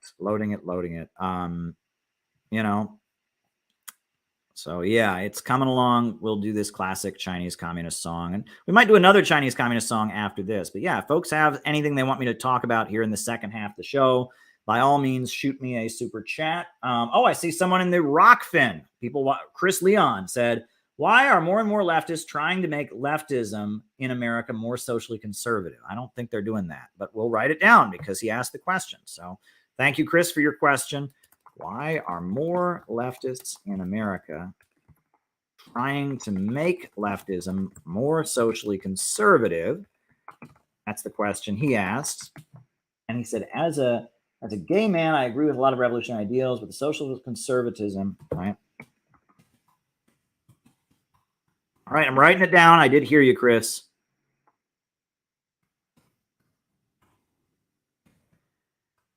All righty, ... Okay, all right. And then the next one is, does your new book have a section on impact finance, the global debt bonding issue? It was laid out in Foreign Affairs magazine.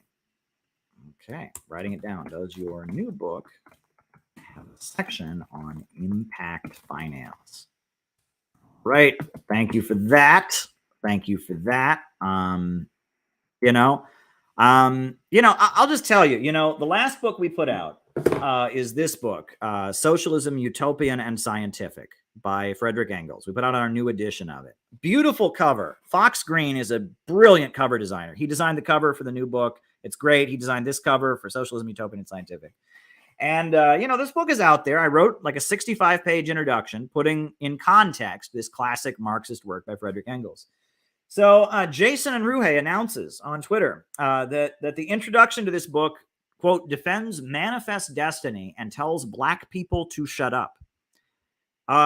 Doesn't do that. It doesn't really address either of those topics. It doesn't talk about manifest destiny, and it does not talk about Black people and their need to do anything. Shut up, not shut up, nothing like that.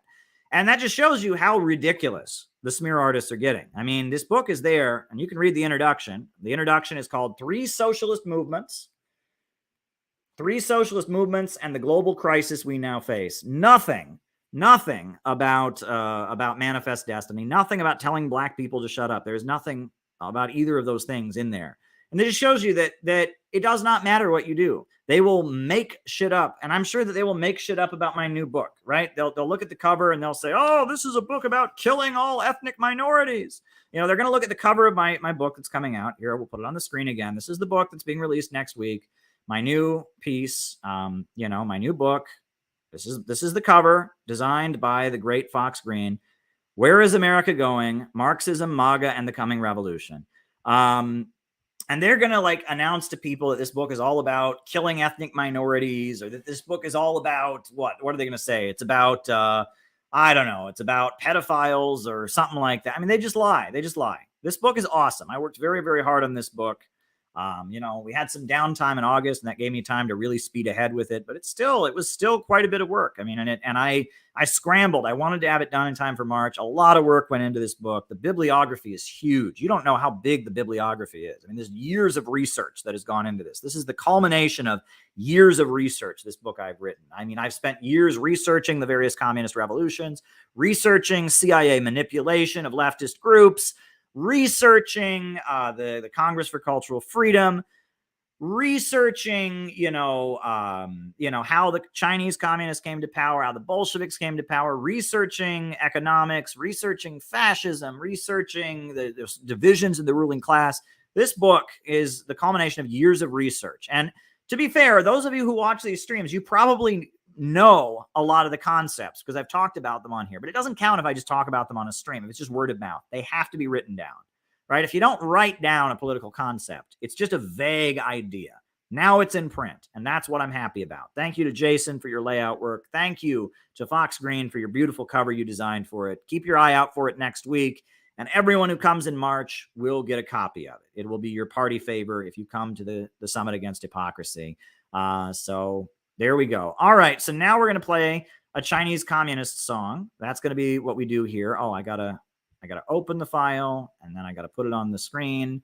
I gotta put it on the, all right, hold on. I'm about to open. We're going to play a nice Chinese communist song the song is called Without the Communists, There Would Be No New China. That is the name of the song. Without the Communist Party, There Would Be No New China is the name of the song. And I am going to put it on the screen here. So hold on. I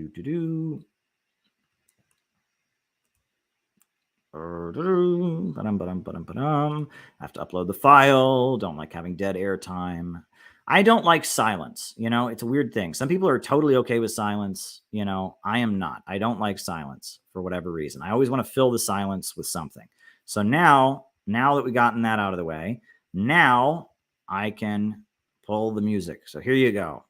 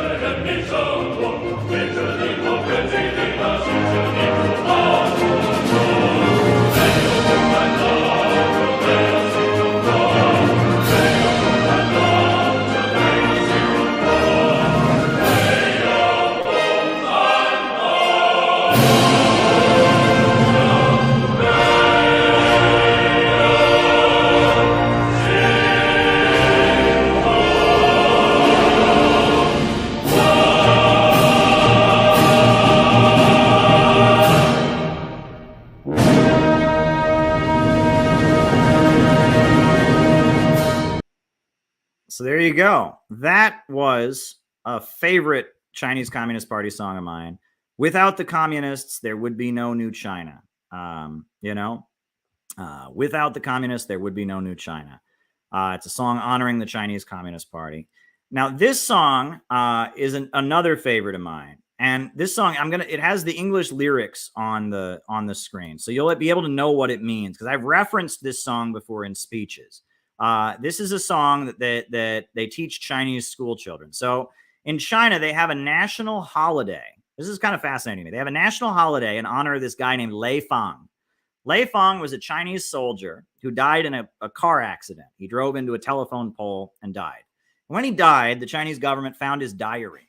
And they found his diary, and they found out he was just a really dedicated communist. And he went around and he helped old people, and he did nice things for old people, and he studied the Little Red Book, and he was just like this ideal dedicated communist soldier. And he died, and they were just blown away by how dedicated he was when they read his diary. So they made a national holiday in honor of him. And it's kind of a wild story. So every year in China on Lei Fang Day, all the kids volunteer to clean up the parks and to do good public service. And it's a day of national patriotism in honor of this guy, Lei Fang, who died in a car crash. And they found out after they read his private personal diaries after he died that he was a really, really dedicated communist. So the lyrics to the song, I think, are really good. And I've referenced them in speeches before. So here we go. This is Learn from Lei Fang.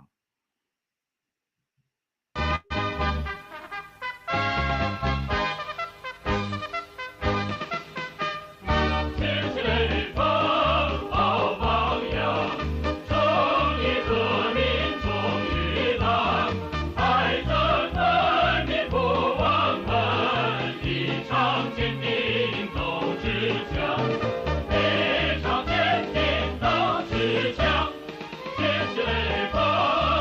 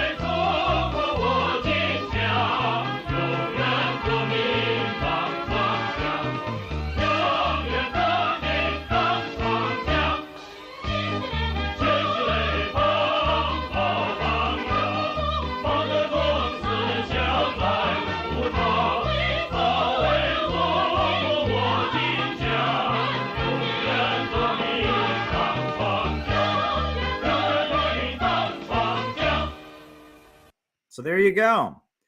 I find the lyrics to that one to be particularly moving. The collective ideology shines. Know your origin. It's good stuff, right? You can see why there's a lot more optimism in China.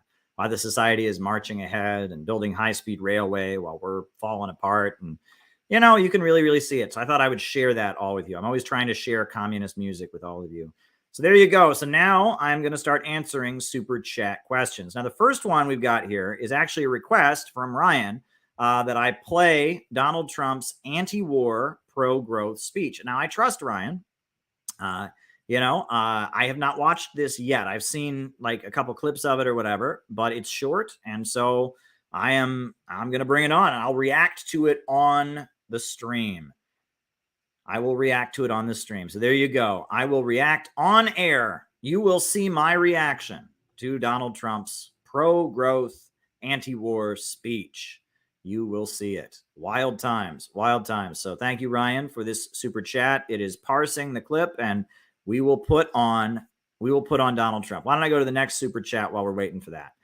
Tell the story of Mao coming down from the mountain. I love it so much. I just got back from deployment. Well, look, I mean, that story is like a whole speech, right? I can't do a whole 40-minute speech here, but basically, in the early 1930s, the Chinese communists had carved out a big section of territory that was called the Chinese Soviet Republic. A lot of people call themselves Maoists, have no knowledge of any of this history, but they carved out a big chunk of territory.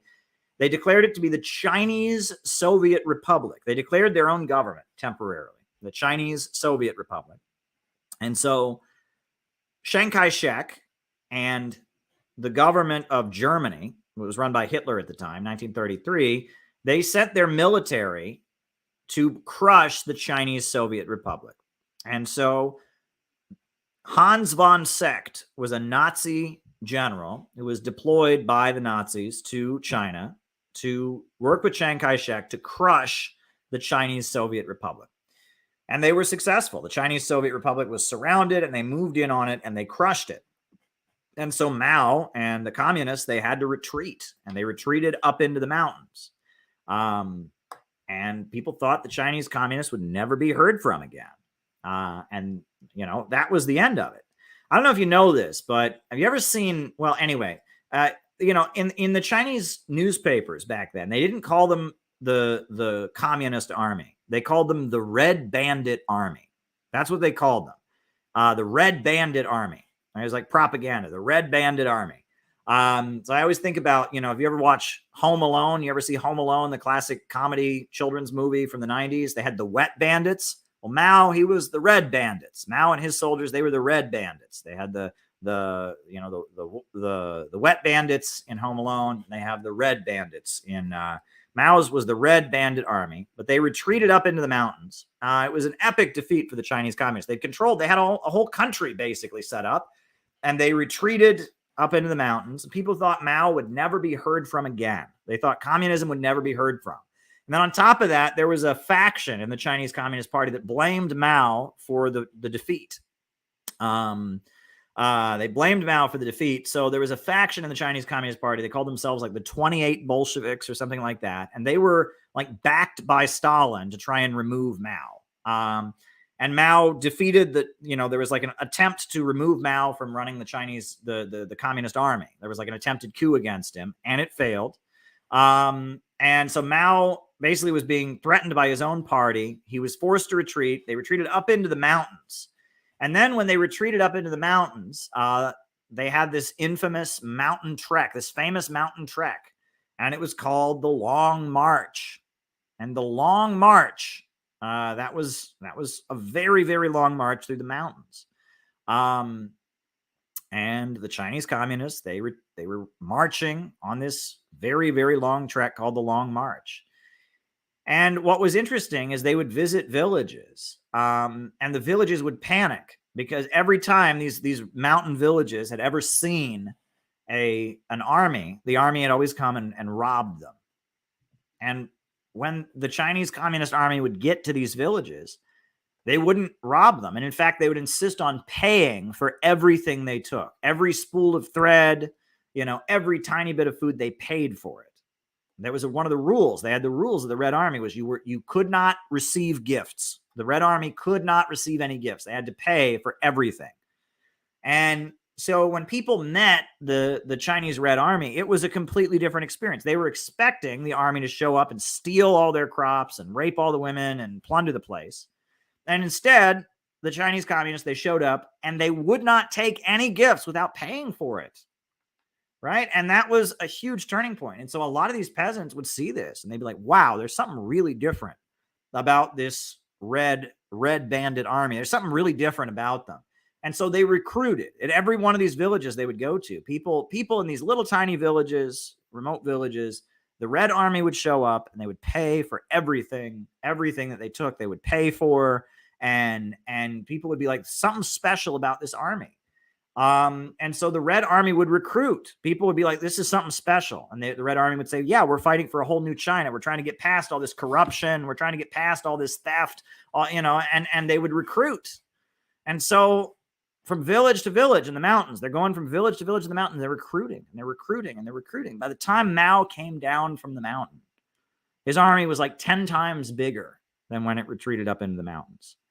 And Chiang Kai-shek and Hans von Secht and all of them that thought that the Chinese communists were completely defeated, they were dead wrong. The Chinese communists, they came down from the mountain and they were so powerful. They were absolutely so powerful when they came down from the mountain. So that's the story of Mao coming down from the mountain. I hope that is helpful to you. I hope that's helpful. So now, I guess now we're going to put on the speech by Donald Trump, right? The quantum leap speech of Trump here.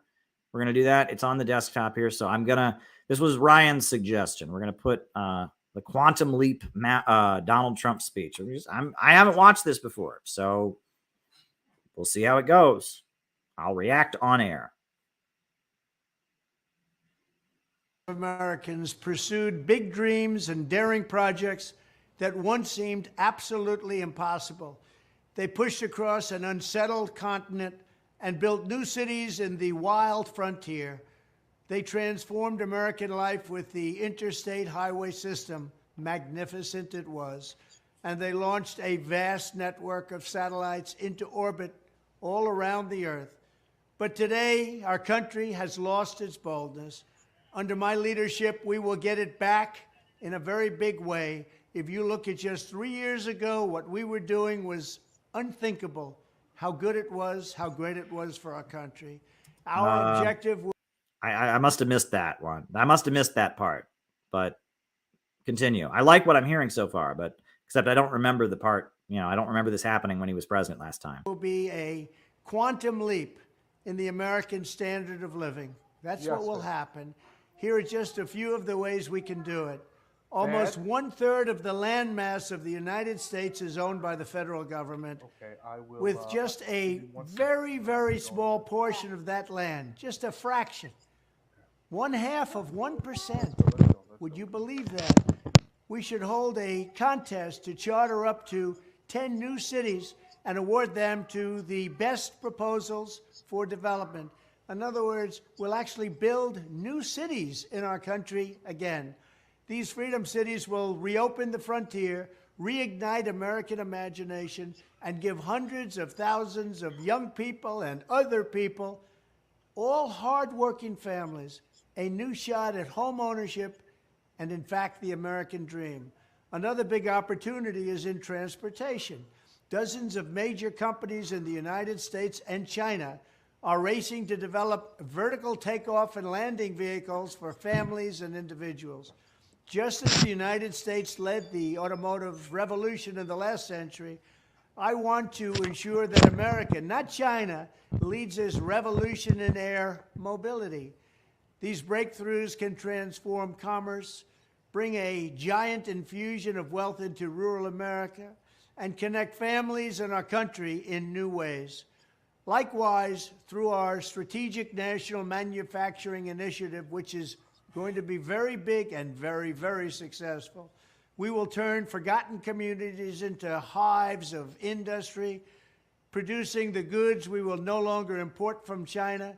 We will also have a major initiative on lowering the cost of living with a special focus on lowering the cost of a new car and lowering the cost to build a single-family home. And they will be beautiful homes. And I will ask Congress to support baby bonuses for young parents to help launch a new baby boom. Finally, I'll challenge the governors of all 50 states to join me in a great modernization and beautification campaign, getting rid of ugly buildings, refurbishing our parks and our public spaces, making cities and towns more livable, ensuring a pristine environment, and building towering monuments to our true American heroes. Very importantly, I will also make sure all of these new places are safe. We love and cherish our police. They will do the job the way they have to. It is time to start talking about greatness for our country again. I will dramatically increase living standards and build a future that brings our country together through excitement, opportunity, and success. Thank you very much. It was a great speech. That was a tremendous speech. I mean, sounds like he's been listening to our stuff. That's what it sounds like. I mean, it sounds to me like he's been watching our stuff. The problem here is I would like to see him actually do it. Anyone can say anything. He's not president right now. You know, Biden gave that great speech, when he was a lot of what Biden said in his first, joint address it wasn't a State of the Union. His first speech as president never happened, but I like what I'm hearing there. And that shows more than anything. If you listen to the way Biden talks in his State of the Union speeches, you listen to that. This is what Americans want to hear. They don't want to hear that they deserve to be poor to atone for their white privilege. They don't want to hear that we need less people in the world. Donald Trump just said, I'm going to help people start families and reward people. Donald Trump just said, we're going to build new cities. We have our pulse. We have our hands on the pulse of the people. People want somebody to come along and start building in America. They want the city building tendency. Well, and people oppose degrowth, right? And Biden knows it. Trump knows it. I love a lot of what I heard in that speech. I'm skeptical because he was president for 4 years and I didn't see anything like that. And he said, when I was doing it before, it was so great. It was better than it is now. I mean, Biden's better than Biden, but I didn't see that. So, but I like it. Tech optimism, growth, expanding the population. I am all for that. And China is the country that's actually doing this. Let's point out. I mean, China is the country that's actually doing this kind of thing. Just worth pointing out. And he hates China.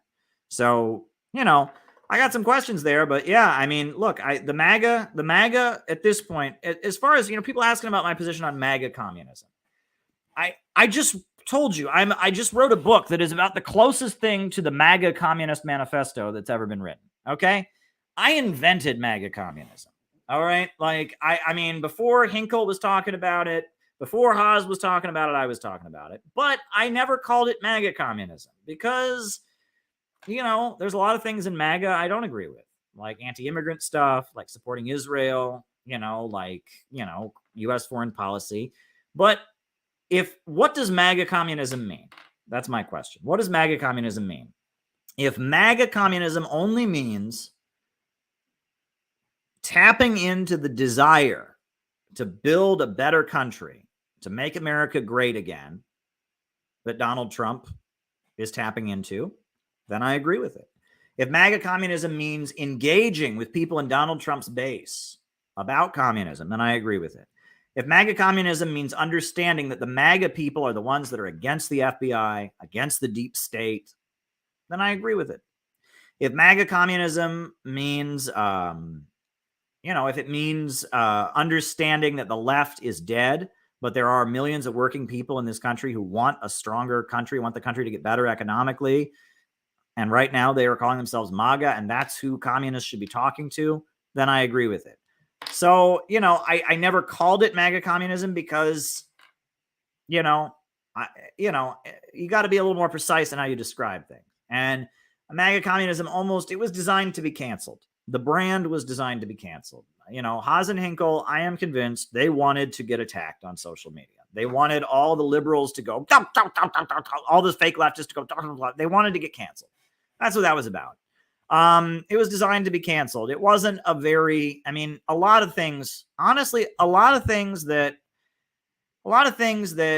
certain people do are just, they see what I've done. I have said a number of things like socialist billionaires and all of that I really believe that leftists don't listen to me and don't bother to listen to what I know about it and go, oh, you're retarded, and just ridicule me on social media. And I've expanded my existence because of this ridiculing. And I think that Haas and Hinkle and some others are consciously doing that. They are going out of their way to find things that will get them canceled so they can get attention. And, you know, I mean, good for them. I mean, there's nothing wrong with them doing it. But, you know, yeah, I guess that's all I'll say. I don't want to start putting people down or anything. My views are very apparent. I've been making videos for years. I'm on here streaming all the time. And my new book is about to come out. And if there's something called MAGA communism that's more than just triggering conservatives, if there's an understanding that the lower levels of capital have a common interest with China and Russia, etc., that's what I'm about. So there you go. Trump hired absolute worst neocons and neoliberals. Yeah, exactly, Mariah. So I don't exactly go around using the term MAGA communism because there's a lot of MAGA that is not consistent with what I believe. I just understand that it is the current from which MAGA is drawing support. That is where communists should be talking. That's where the potential for rebuilding the country is coming from. It's complicated. It's complicated. And I've never pumped the brand MAGA communism. I've never pumped the brand MAGA communism, but I've been doing this for years. I've been talking this way for years. Before Haas and Hinkle were a thing, I was on here talking this way. So, you know, I feel like I gave birth to the strand of thought that could call itself MAGA communism, and whatever. Other people can do their thing, and I'm going to do my thing. And look, what we were doing at CPI is really different. We're building an actual community. We're having in real life events. We're building a real organization. We're publishing books.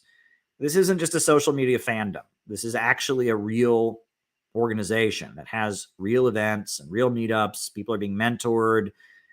You know, we're doing real stuff. And we're doing real stuff. The CPI is an in real life group, and it's going to look different than people that are just kind of made for social media, and we need social media. And I'm on social media right now. I'm streaming on all these different platforms. So it's complicated, but so there you go. There you go. Other people that are doing similar things, I wish you the best. We endorsed, I'll just throw this out there. We are officially endorsers of the Answer Rally that happened. I don't like the PSL. You all know I do not like the PSL. Not a big fan of the PSL, but we endorsed the Answer Rally coming up because we support protests against the escalation with Russia. If you go to the Answer Coalition's website, we are listed officially as endorsers of this rally. And the Answer Coalition, to their credit, even though we have cooties, even though we're evil Nazbols, even though I've got a screenshot, I read that Caleb one time is like a white supremacist Nazi, and I read it, oh my God. Doesn't matter. They listed us, so good for them. Right? We endorsed their rally. We are official endorsers. There will be members of our organization who attend this rally. And our endorsement was accepted by the PSL. So good for them. Good for them. You know what I mean? And I'm sure that the second our name was put on that list, there was some teenager member, like a 14-year-old was like, oh my God, I got a screenshot. I saw Caleb. Caleb was in this Fascism video, and he's racist and Trump supporter, and he needs to be put in jail, and he's a neo-Nazi. I saw the video, he doesn't support trans people. And for whatever reason, the PSL didn't listen to them, and they listed us on the Answer Coalition website.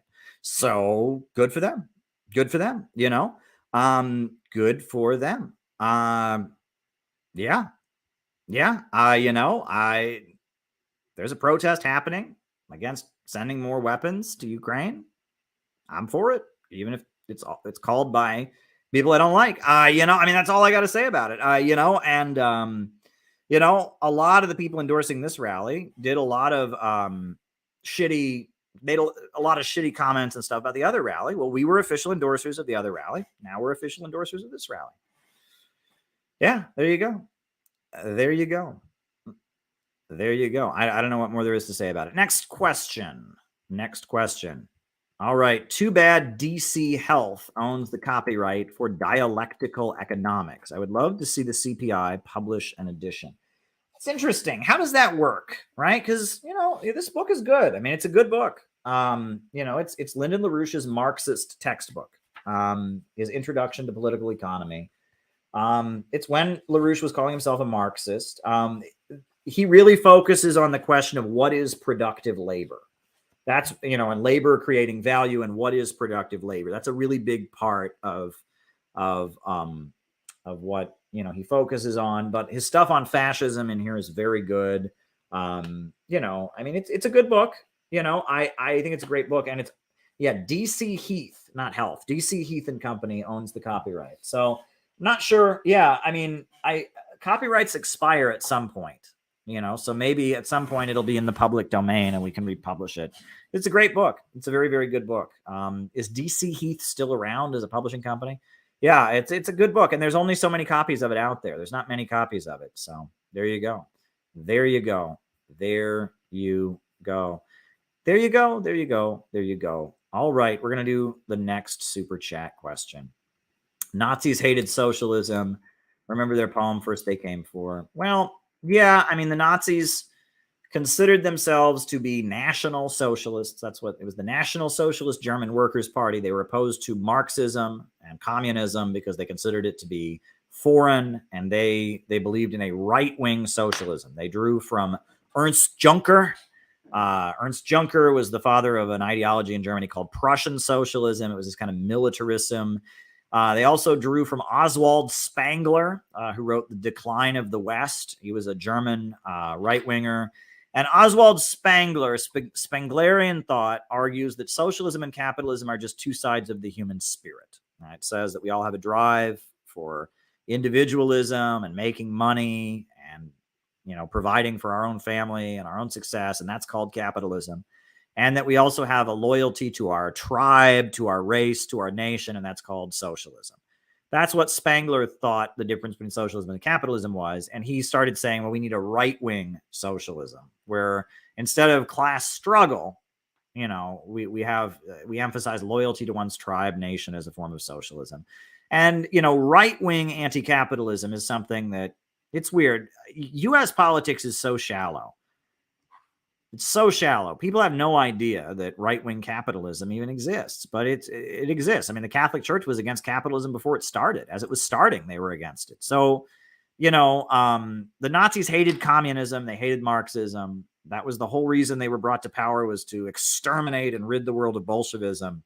They had vague nationalistic anti-capitalist ideas.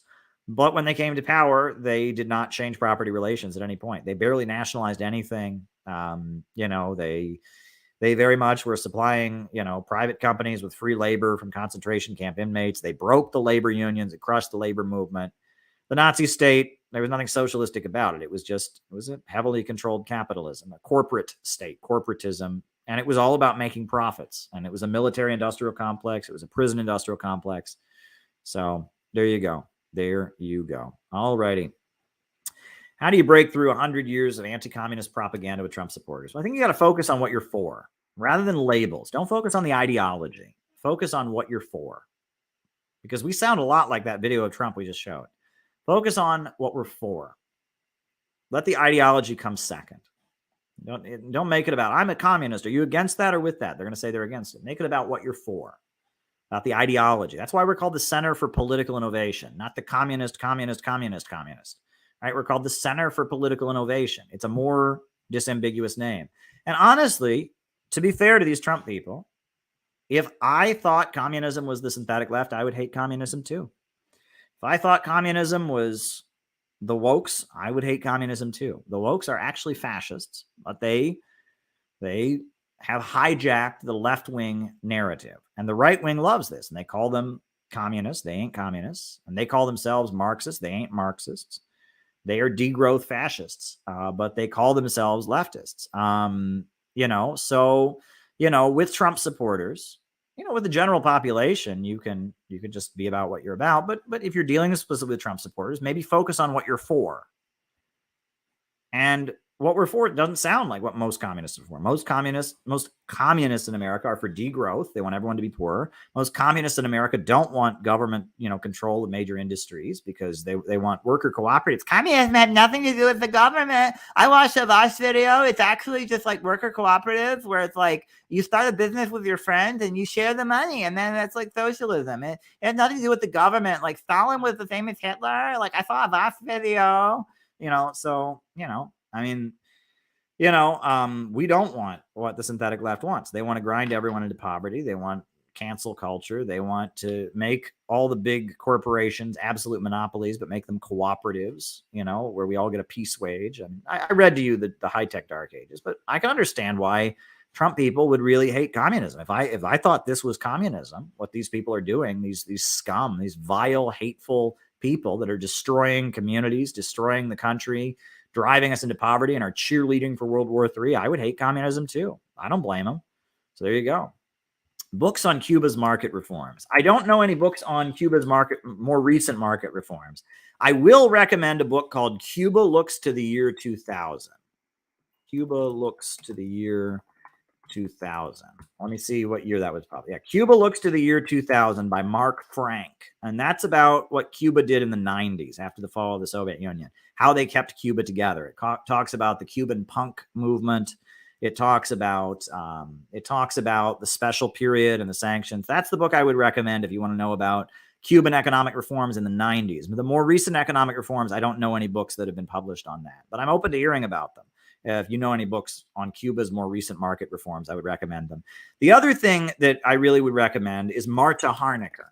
Marta Harnecker is the ideologue, the ideological leader. She's a Chilean woman, and she was the ideological leader of Bolivarian socialism. She spent most of her life living in Cuba, and she really was the strategist for building Bolivarian socialism in Venezuela and Bolivia and Nicaragua. Marta Harnecker.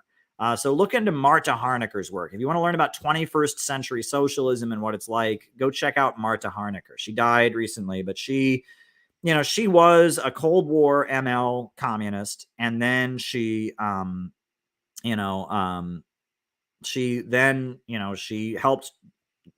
bring about the rise of 21st century socialism in Latin America. So Marta Harnecker, I would recommend, and Mark Frank's book, Cuba Looks to the Year 2000. Mim J. Sakai, and how do you support, Maoists? Well, the J. Sakai, that's the book, Settlers, The Mythology of the White Proletariat. This book is a poisonous book. It's full of lies, and it claims that white workers in America are not workers, that they are the exploiters, they're labor aristocrats, and so therefore they have no revolutionary potential, and that there is no potential for revolution in the Western capitalist countries. It's a poisonous book, and it was written in the aftermath of kind of the failure of the new communist movement. And it was the guy who wrote it was a Japanese American named Jay Sakai. We don't really know much about him. He's a mysterious individual who was somehow involved in the new communist movement. But then, his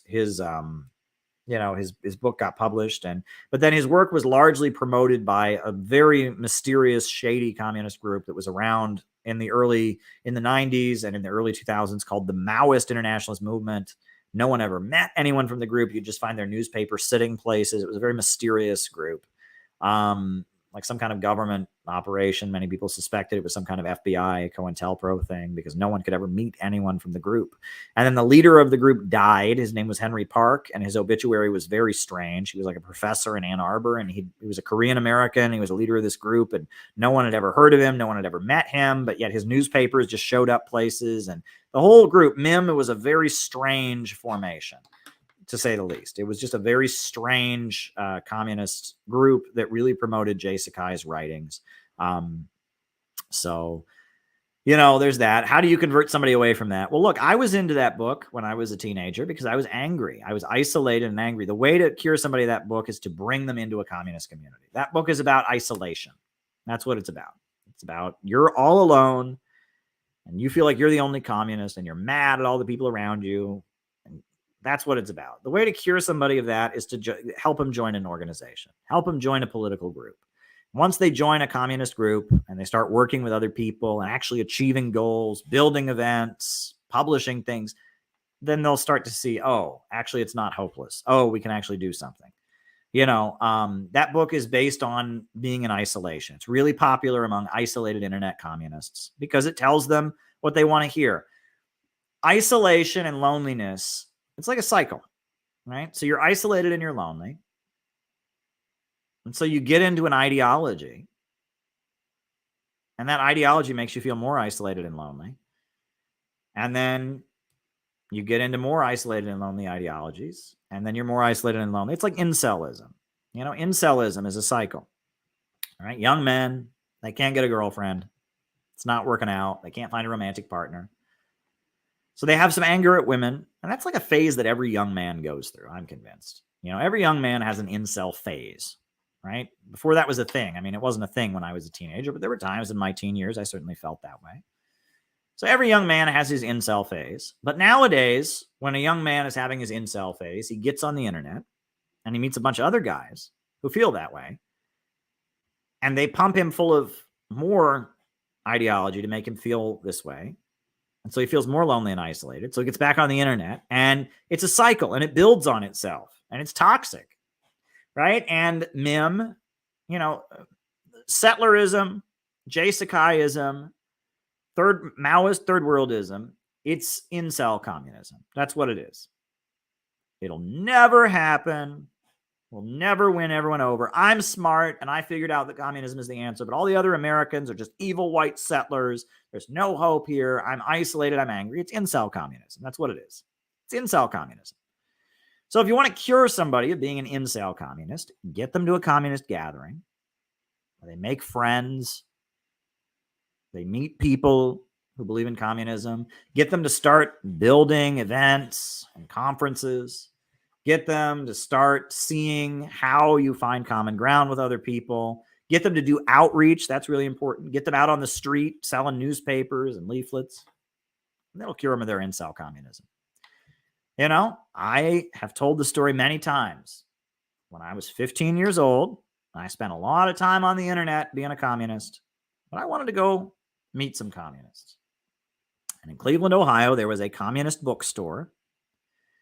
So they would have discussions there. And there was one Saturday that my mother and brother were going to Cleveland for something. So they said, okay, we'll drive you up to Cleveland and we'll let you hang out at the communist bookstore for their discussion they're having about the war in Iraq or whatever. So I was so excited. I was going to meet actual communists. I was going to go to an actual communist bookstore. So I remember I was 15 years old. My mother and brother driving up. They dropped me in Coventry in Cleveland Heights. I went into the communist bookstore. Before I get out of the car, my mom's like, don't leave the store, okay? And if they try to brainwash you and kidnap you, my mom was so worried about it. Anyway, so I go into the store, and they had a nice discussion about the war in Iraq and communism and whatever. So then the discussion's over. My mom and brother aren't going to come pick me up for another couple hours. So then the leader of the communist group, he goes over to the bookshelf, has a big stack of newspapers. Hands it to me. I take the stack of newspapers. I'm like, what's this for? He's like, oh, we're going to go out and sell the paper. And I'm just like, what? And he's like, yeah, we're just going to go out and sell the paper. I said, what do you mean? He says, well, we're going to go out and sell the paper. And when they explained to me what they meant they were going to do, I was utterly terrified. I was like, do you want me to walk up to people that I do not know, random strangers on the street, and talk to them about communism? And not only talk to them about communism, but try to get them to pull actual money out of their pockets and give it to me in exchange for communist literature. Are you insane? I can't do that. And they're like, no, we do it all the time. We do it all the time. Yeah, it's a normal thing. We just do it. We do it all the time. I'm just like, are you serious? My family had been constantly telling me, stop talking about communism, Caleb. You're embarrassing the family. People think you're weird. My family was constantly saying, just be very secretive about your beliefs. We understand you're all into communism, Caleb. Stop telling people about it. Stop talking about it. Oh my God, you can't do that. Anyway, I'm out there on the street, 15 years old in Cleveland. And I'm walking up to people, do you want some information about socialism? I was wearing my Letterman's jacket. I had played soccer my freshman year of high school, and I'd gotten an athletic letter in soccer. And I'm from Orville, Ohio. So I was wearing this bright red Letterman's jacket with an O, a big O on my chest. So I remember I walked up to you want to buy a newspaper about Bush's agenda and why it's bad? It wasn't working. So then this couple walked up to me, and I walked up to them and tried to sell them the newspaper. It was a man, husband, and his wife. The husband said, "I'll buy your paper, kid." Gave me $1. He said, "I don't really agree with you about communism." He's like, "But you go to Oberlin. I can see you go to Oberlin College, and I like Oberlin. That's a good school." He bought his newspaper. That's the first communist newspaper I ever sold. It was to a guy who bought it from me because he thought I went to Oberlin College when I was a 15-year-old high school kid with an O for Orville. That's the first communist newspaper I ever sold. And you know what the crazy thing about this is? I'm thinking about this story now. I've told this story many times on here. But like, if I was a bitter person, I would be like, "Oh my God, I was a minor, and those communists trafficked me. They trafficked me. They exploited my child labor. They sent me out on the street to make money for them to sell their newspaper. I'm a victim of a cult. I was exploited by a cult." I am so fucking thankful. I am so thankful for that day.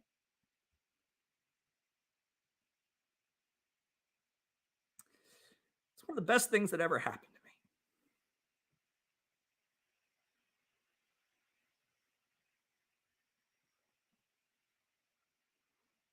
It's one of the best things that ever happened to me. It was the day that they handed me newspapers and told me to go out on the street.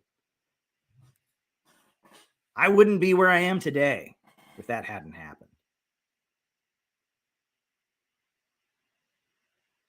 I mean, it's hard for me not to get emotional now, but that was one of the best things that ever happened to me. I am so thankful that they made me go out and sell newspapers on this street. I am so thankful that they helped me discover that I'm good at talking to people. I'm good at engaging with people and talking to them about politics. I am so thankful for that. I am so thankful they got me out of being a teenage incel communist who just sat on the internet arguing with people all day, who thought there was no hope. Thank God they did that.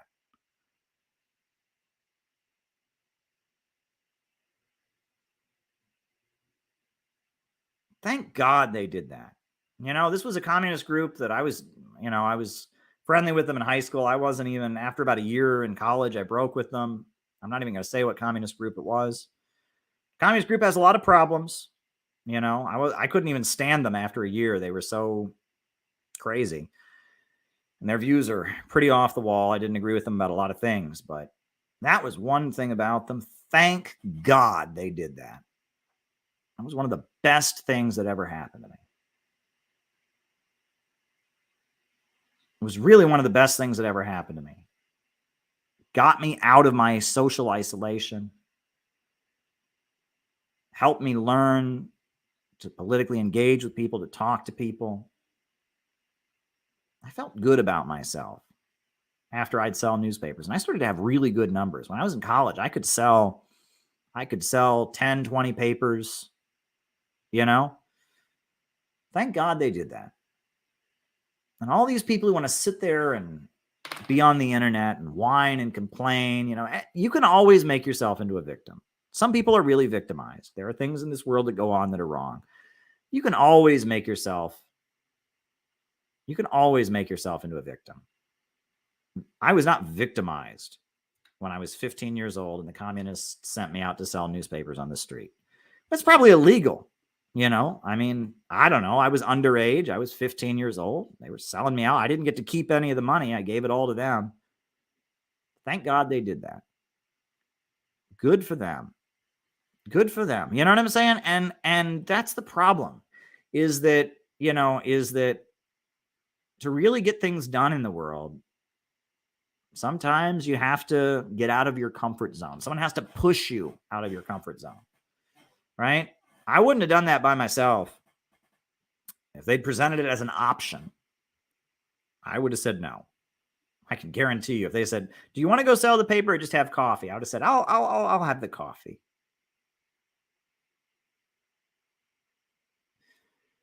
It wasn't presented to me as an option. Thank God for that. Sometimes you just have to leap, you know? Sometimes you just have to, do it. You know, I mean, this is an emotional stream here, but it's the truth, you know? And I think about that, and I think about the young people that I work with now, and it's like, people don't get it. People really don't get it. If you're going to get ahead in this world, if you're going to have self-esteem, you're going to have to learn to get out of your comfort zone. You're going to have to learn to do not fun things. You're going to have to make sacrifices. And part of that incelism that I see among so many young people, I shouldn't even call it incelism, because it's not really what it is. Incelism is about sex, right? That's teenage boys. It's a sex thing. This isn't that. But I mean, most of these people that get like this, it's not about sex. But a lot of the young people who are just isolated and hopeless and on the internet, it's because they have this phobia in their mind that if they go out in the real world, they do real political work. Oh, I can't do that. And somebody needs to give them a push.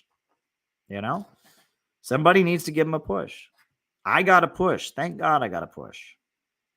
Thank God I got a push. Thank God I was pushed out of my comfort zone and made to do something that sounded really scary to me. Thank God for that. You know where I'd be if that didn't happen? You know, where I don't even want to think about what my life would be if that hadn't happened. If they hadn't made me go out and sell newspapers on the street, I can't imagine what my life would be like right now. I can't even imagine where I would be. That's like one of the best things that ever happened to me. It was one of the best things that ever happened to me.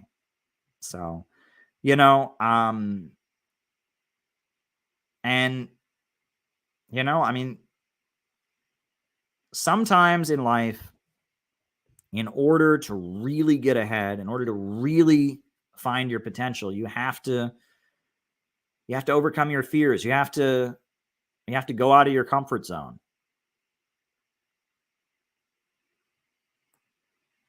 That's what you got to do. That's what you got to do. You got to bite the bullet. You know, you got to just have some inner oomph. And I don't see that with a lot of younger folks nowadays. A lot of younger folks, I just see fear. That's what I see. I just see this fear of the world, this hostility to the world. You know, there you go. Now, we don't work with minors in the Center for Political Innovation. We've always had the rule you got to be 18 to work with us, which is, that's correct. I mean, we don't want to get sued. We don't want to go to jail. But, you know, the fact that they had me go out and sell that newspaper, that was good for me. There you go. Gabby says it's similar to becoming a mom. And that's interesting. That's very interesting, right? That's very interesting. That's a very interesting analogy, Gabby. That's very interesting. Part of moving ahead in life is testing yourself, finding out you're capable of doing things you never thought you were capable of doing, testing your abilities, being subjected to hostile circumstances. There's a reason that in the U.S. Army, they put you through boot camp, right? Why do you think boot camp exists? Why do you think it exists, right? If you're going to be a good soldier, you got to go through boot camp. So there you go. Anyway, I don't know how we got on that. But anyway, this person asked me, race science, is it true? Why would you ask me a question like that? That's a troll question, right? Of course I don't believe in race science, all right? Science rejects it, and I don't believe in it. And like, are you going to edit this clip somehow to make it look like I support it so you can confirm that I'm a Nazi? Fuck you, right? And I get really tired of this kind of stuff. Why would you ask somebody who spent years organizing against racism, who's been arrested in anti-police brutality protests, was going to court with police brutality victims, why would you ask me if I believe in race science?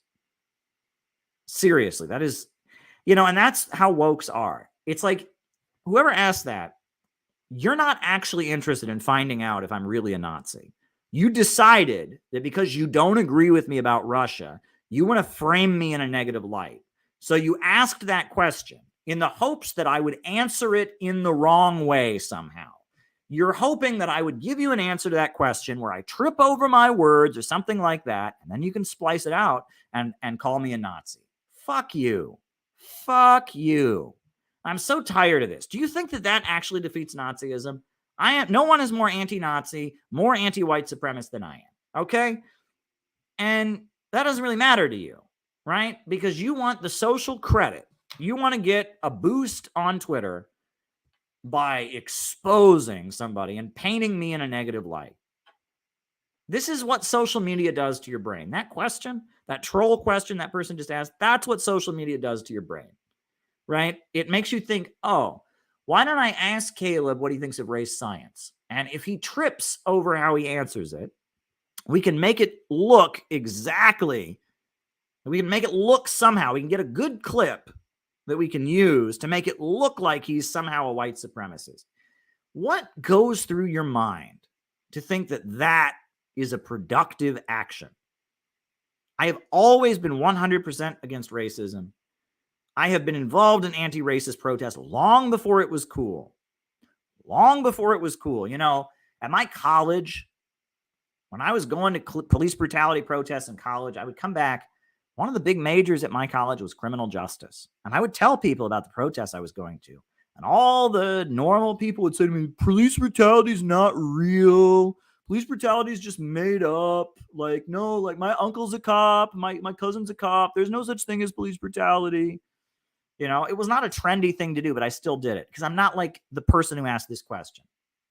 The person who asked this question 20 years ago, 10 years ago, would have said the exact same thing. They would have said police brutality is not real. But now that it's trendy, they can join the mob. This is a weak person, a psychologically weak person. And now the mob is supporting police brutality, or is supporting protests against police brutality, so they're against it. And the mob is also going after me because I'm pro-Russian. So they join the mob and target me, right? And these are the lowest scum. It is the people who always join the lynch mob, right? It never occurs to them to stand with people that are under attack, like Russia, like victims of police brutality. They just follow the crowd and they think they're heroes because they join the crowd in ganging up on somebody. That's what lynch mobs were. Lynch mobs, these big crowds of people that would gang up on one person. And and then they think they're heroic somehow. How are you heroic? If there's a fight and it's 100 against 1, are you a hero if you are one of the 100? It's beyond me. Woke bullies, woke fascists are utter scum. They're utter scum, right? And they would not be doing what they were doing if there was anything remotely anti-status quo or heroic about it. They are if the U.S. media wasn't pumping woke propaganda 24/7, they wouldn't be woke. They have never had a heroic, individualist, defiant, creative, rebellious thought in their lives. They are pathetic, weak social conformists. All they think about is how much the Twitter algorithms can boost them. Oh, did I get 10 likes? Oh, if I denounce somebody, I'll get more 10 likes. You know what I mean? It is vile. It is vile to me. Why would you ask me a question like that? Do I support race science? No. No. No. Next question. Why are more leftists in America trying to make leftism socially conservative? As a gay man, I agree with revolutionary ideals. Dude, you've asked me this question before. This is Chris Leon on Rockfin. Chris, you've asked me this question before. That's not happening. It's not happening. I don't know what you're listening to.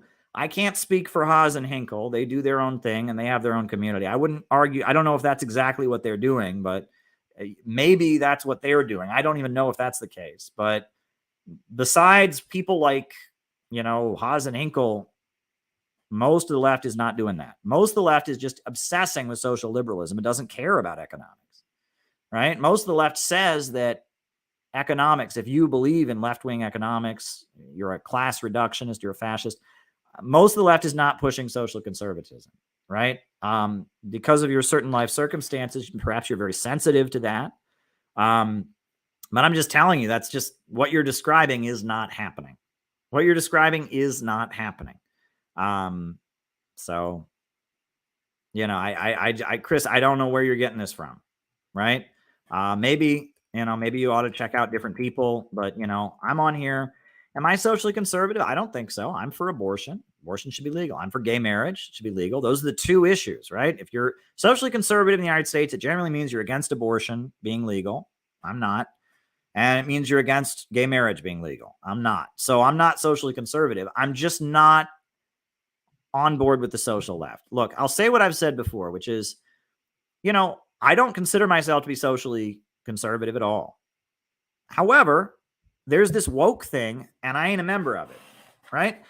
I remember every year in Cleveland when I was an activist in college and afterwards, there would be a gay pride march in Cleveland. I would always go to the gay pride march. Every year I would go to the gay pride demonstration because it was a big demonstration. And at gay pride, they would have different speakers. They would have kind of a mini rally afterwards. They'd have many different speakers. And I remember being at gay pride, and there would be Catholic priests who would get up. And at gay pride, at a crowd of hundreds of gay people, the Catholic priest would say, I personally don't believe in homosexuality, but I'm here to say this is none of our business, and you all should be able to live your lives. It's between you and God. And the crowd would applaud because that's what it was about. It wasn't about right and wrong. It was about civil liberties. It was about the right of people to not have the government in their bedrooms. It was about the right of people to marry whoever they want to marry. That's what it was about. And it wasn't about anything else. And so if a Catholic priest in his priest frock got up and said, I believe, I personally am against this, but I am with you all today, everyone would applaud for them because gay people were not protesting against people thinking wrong. They were protesting for the right to be who they were and not have the government interfere. That's not the case now. That is not the case now. Now it's totally different. Now it's this demand that everyone give 100% approval to all kinds of things. And when it comes to women's sports and the trans thing, when it comes to the bathroom stuff, and we're entering this territory where it's like, okay, you're not demanding the right to be who you are. You're demanding that everyone else, and then it's like, yeah, it's very odd. And I'll just say it's turned into something that it didn't used to be. Used to be there was a group of people who were stigmatized by society because they had homosexual proclivities, because they were transgender, because they were bisexual, because they were gender nonconforming. They were bullied. They were demonized. They lived in shame about who they were. And as a result, they started protesting to say, let us be who we are. I am with that movement. I'm with the oppressed. If people are being bullied and demonized, if people are being discriminated against, people are feeling shame about who they naturally are, I'm with them. That gay rights movement I'm on board with. The idea that people shouldn't face hate crimes on the street, the idea that people should be allowed to enter whatever kind of relationship with someone that they're involved with, whether it's a marriage or civil partnership or whatever, and that they should have the same rights that I'm for it. There's something different now. And there's something different, it's AOC when she sees, a tweet, when she sees a tweet, when she sees a Super Bowl ad about Jesus and she calls it fascist, when it shows, children of different races hugging and says Jesus wanted us to be like children or whatever, she sees it and she calls it fascist. What the hell is going on here? Right? When there's people that literally, like, they do nothing but track down and try to destroy the lives of people in other states, people they've never met before, who don't agree with them on the bathroom thing. Something's off. Something's off. Something is off. And those people hate me. Well, fine. I agree that gay marriage should be legal. I agree that abortion should be legal. I agree that people should be allowed to be who they are. I agree that trans people have a very hard life and they face a lot of discrimination. I agree that bullying is wrong. I agree on all the issues for the most part. I mean, I'm not totally with you on the women's sports stuff. Maybe, I don't know. Maybe I am. I don't know enough about it. I could be with you. But it's like the fact that I'm not just repeating whatever they say, the fact that I consider myself to be a Christian, that makes me the same as a Nazi. And people say that that means I go around committing hate crimes and all this. Like, something's off. Something's off. Something's really, really off. If you can't handle people disagreeing with you, if you have a desire for everyone to give validation to what you think, something's off. Something's off. And I won't say much more about that. I think people get what I'm saying. So there you go. Next question. Only 2 members of Congress voted against sanctions on Syria, and they weren't in the squad, and one was Marjorie Taylor Greene. Surprise, surprise, surprise. That's what I've been telling you all for years. Right? I mean, the left is dead, and the main opposition to imperialism is coming from the right. And that's why we need to talk to people on the right. I mean, that's why, the right is actually against the wars. The right is actually against the deep state, so that's who we ought to talk to. That doesn't mean we have to agree with them and endorse everything they do, but they're actually against the deep state. So there we go. There we go. All right, folks. I think we're going to wrap it up here. It's been a good stream, but I guess I will once again, just to tell you how important it is. Please, we need you in DC. We need you in DC for the Summit Against Hypocrisy. I'm going to drop the link in the chat one more time. Jyoti Brar is coming in from Britain. It is going to be an amazing gathering. Joe Biden's Summit for Democracy is going to be a big pro-war, pro-imperialist shit show, and we are going to give it an amazing pre-buttal with our conference, the Summit Against Hypocrisy. We need you there. We need you there. We need you to come to DC and be part of it. And if you can't make it, you can't be part of our great anti-imperialist conference that we're having, why, you can give us a donation. We would appreciate a donation because the costs are not cheap and we are already way over budget. And we are trying to figure out, we're scrambling and figuring out how to get the dimes together and the dimes and nickels together to make everything go smoothly. So if you can't make it, send us a donation to help us make it happen. That would be awesome. That would be really, really awesome. So there's the donate link. I just dropped the donate in the chat as well. Yep, folks. We're just going to keep on going. Dare to struggle, dare to win. Dare to struggle, dare to win. All right, I'm going to put on the closing music. It's been fun. Catch you on the next stream. Surge in the struggle against U.S. imperialism is now emerging throughout the world. Ever since World War II, U.S. imperialism and its followers have been continuously launching wars of aggression. But the people of various countries have been continuously waging revolutionary wars to defeat their aggression. And while the danger of a new world war still exists,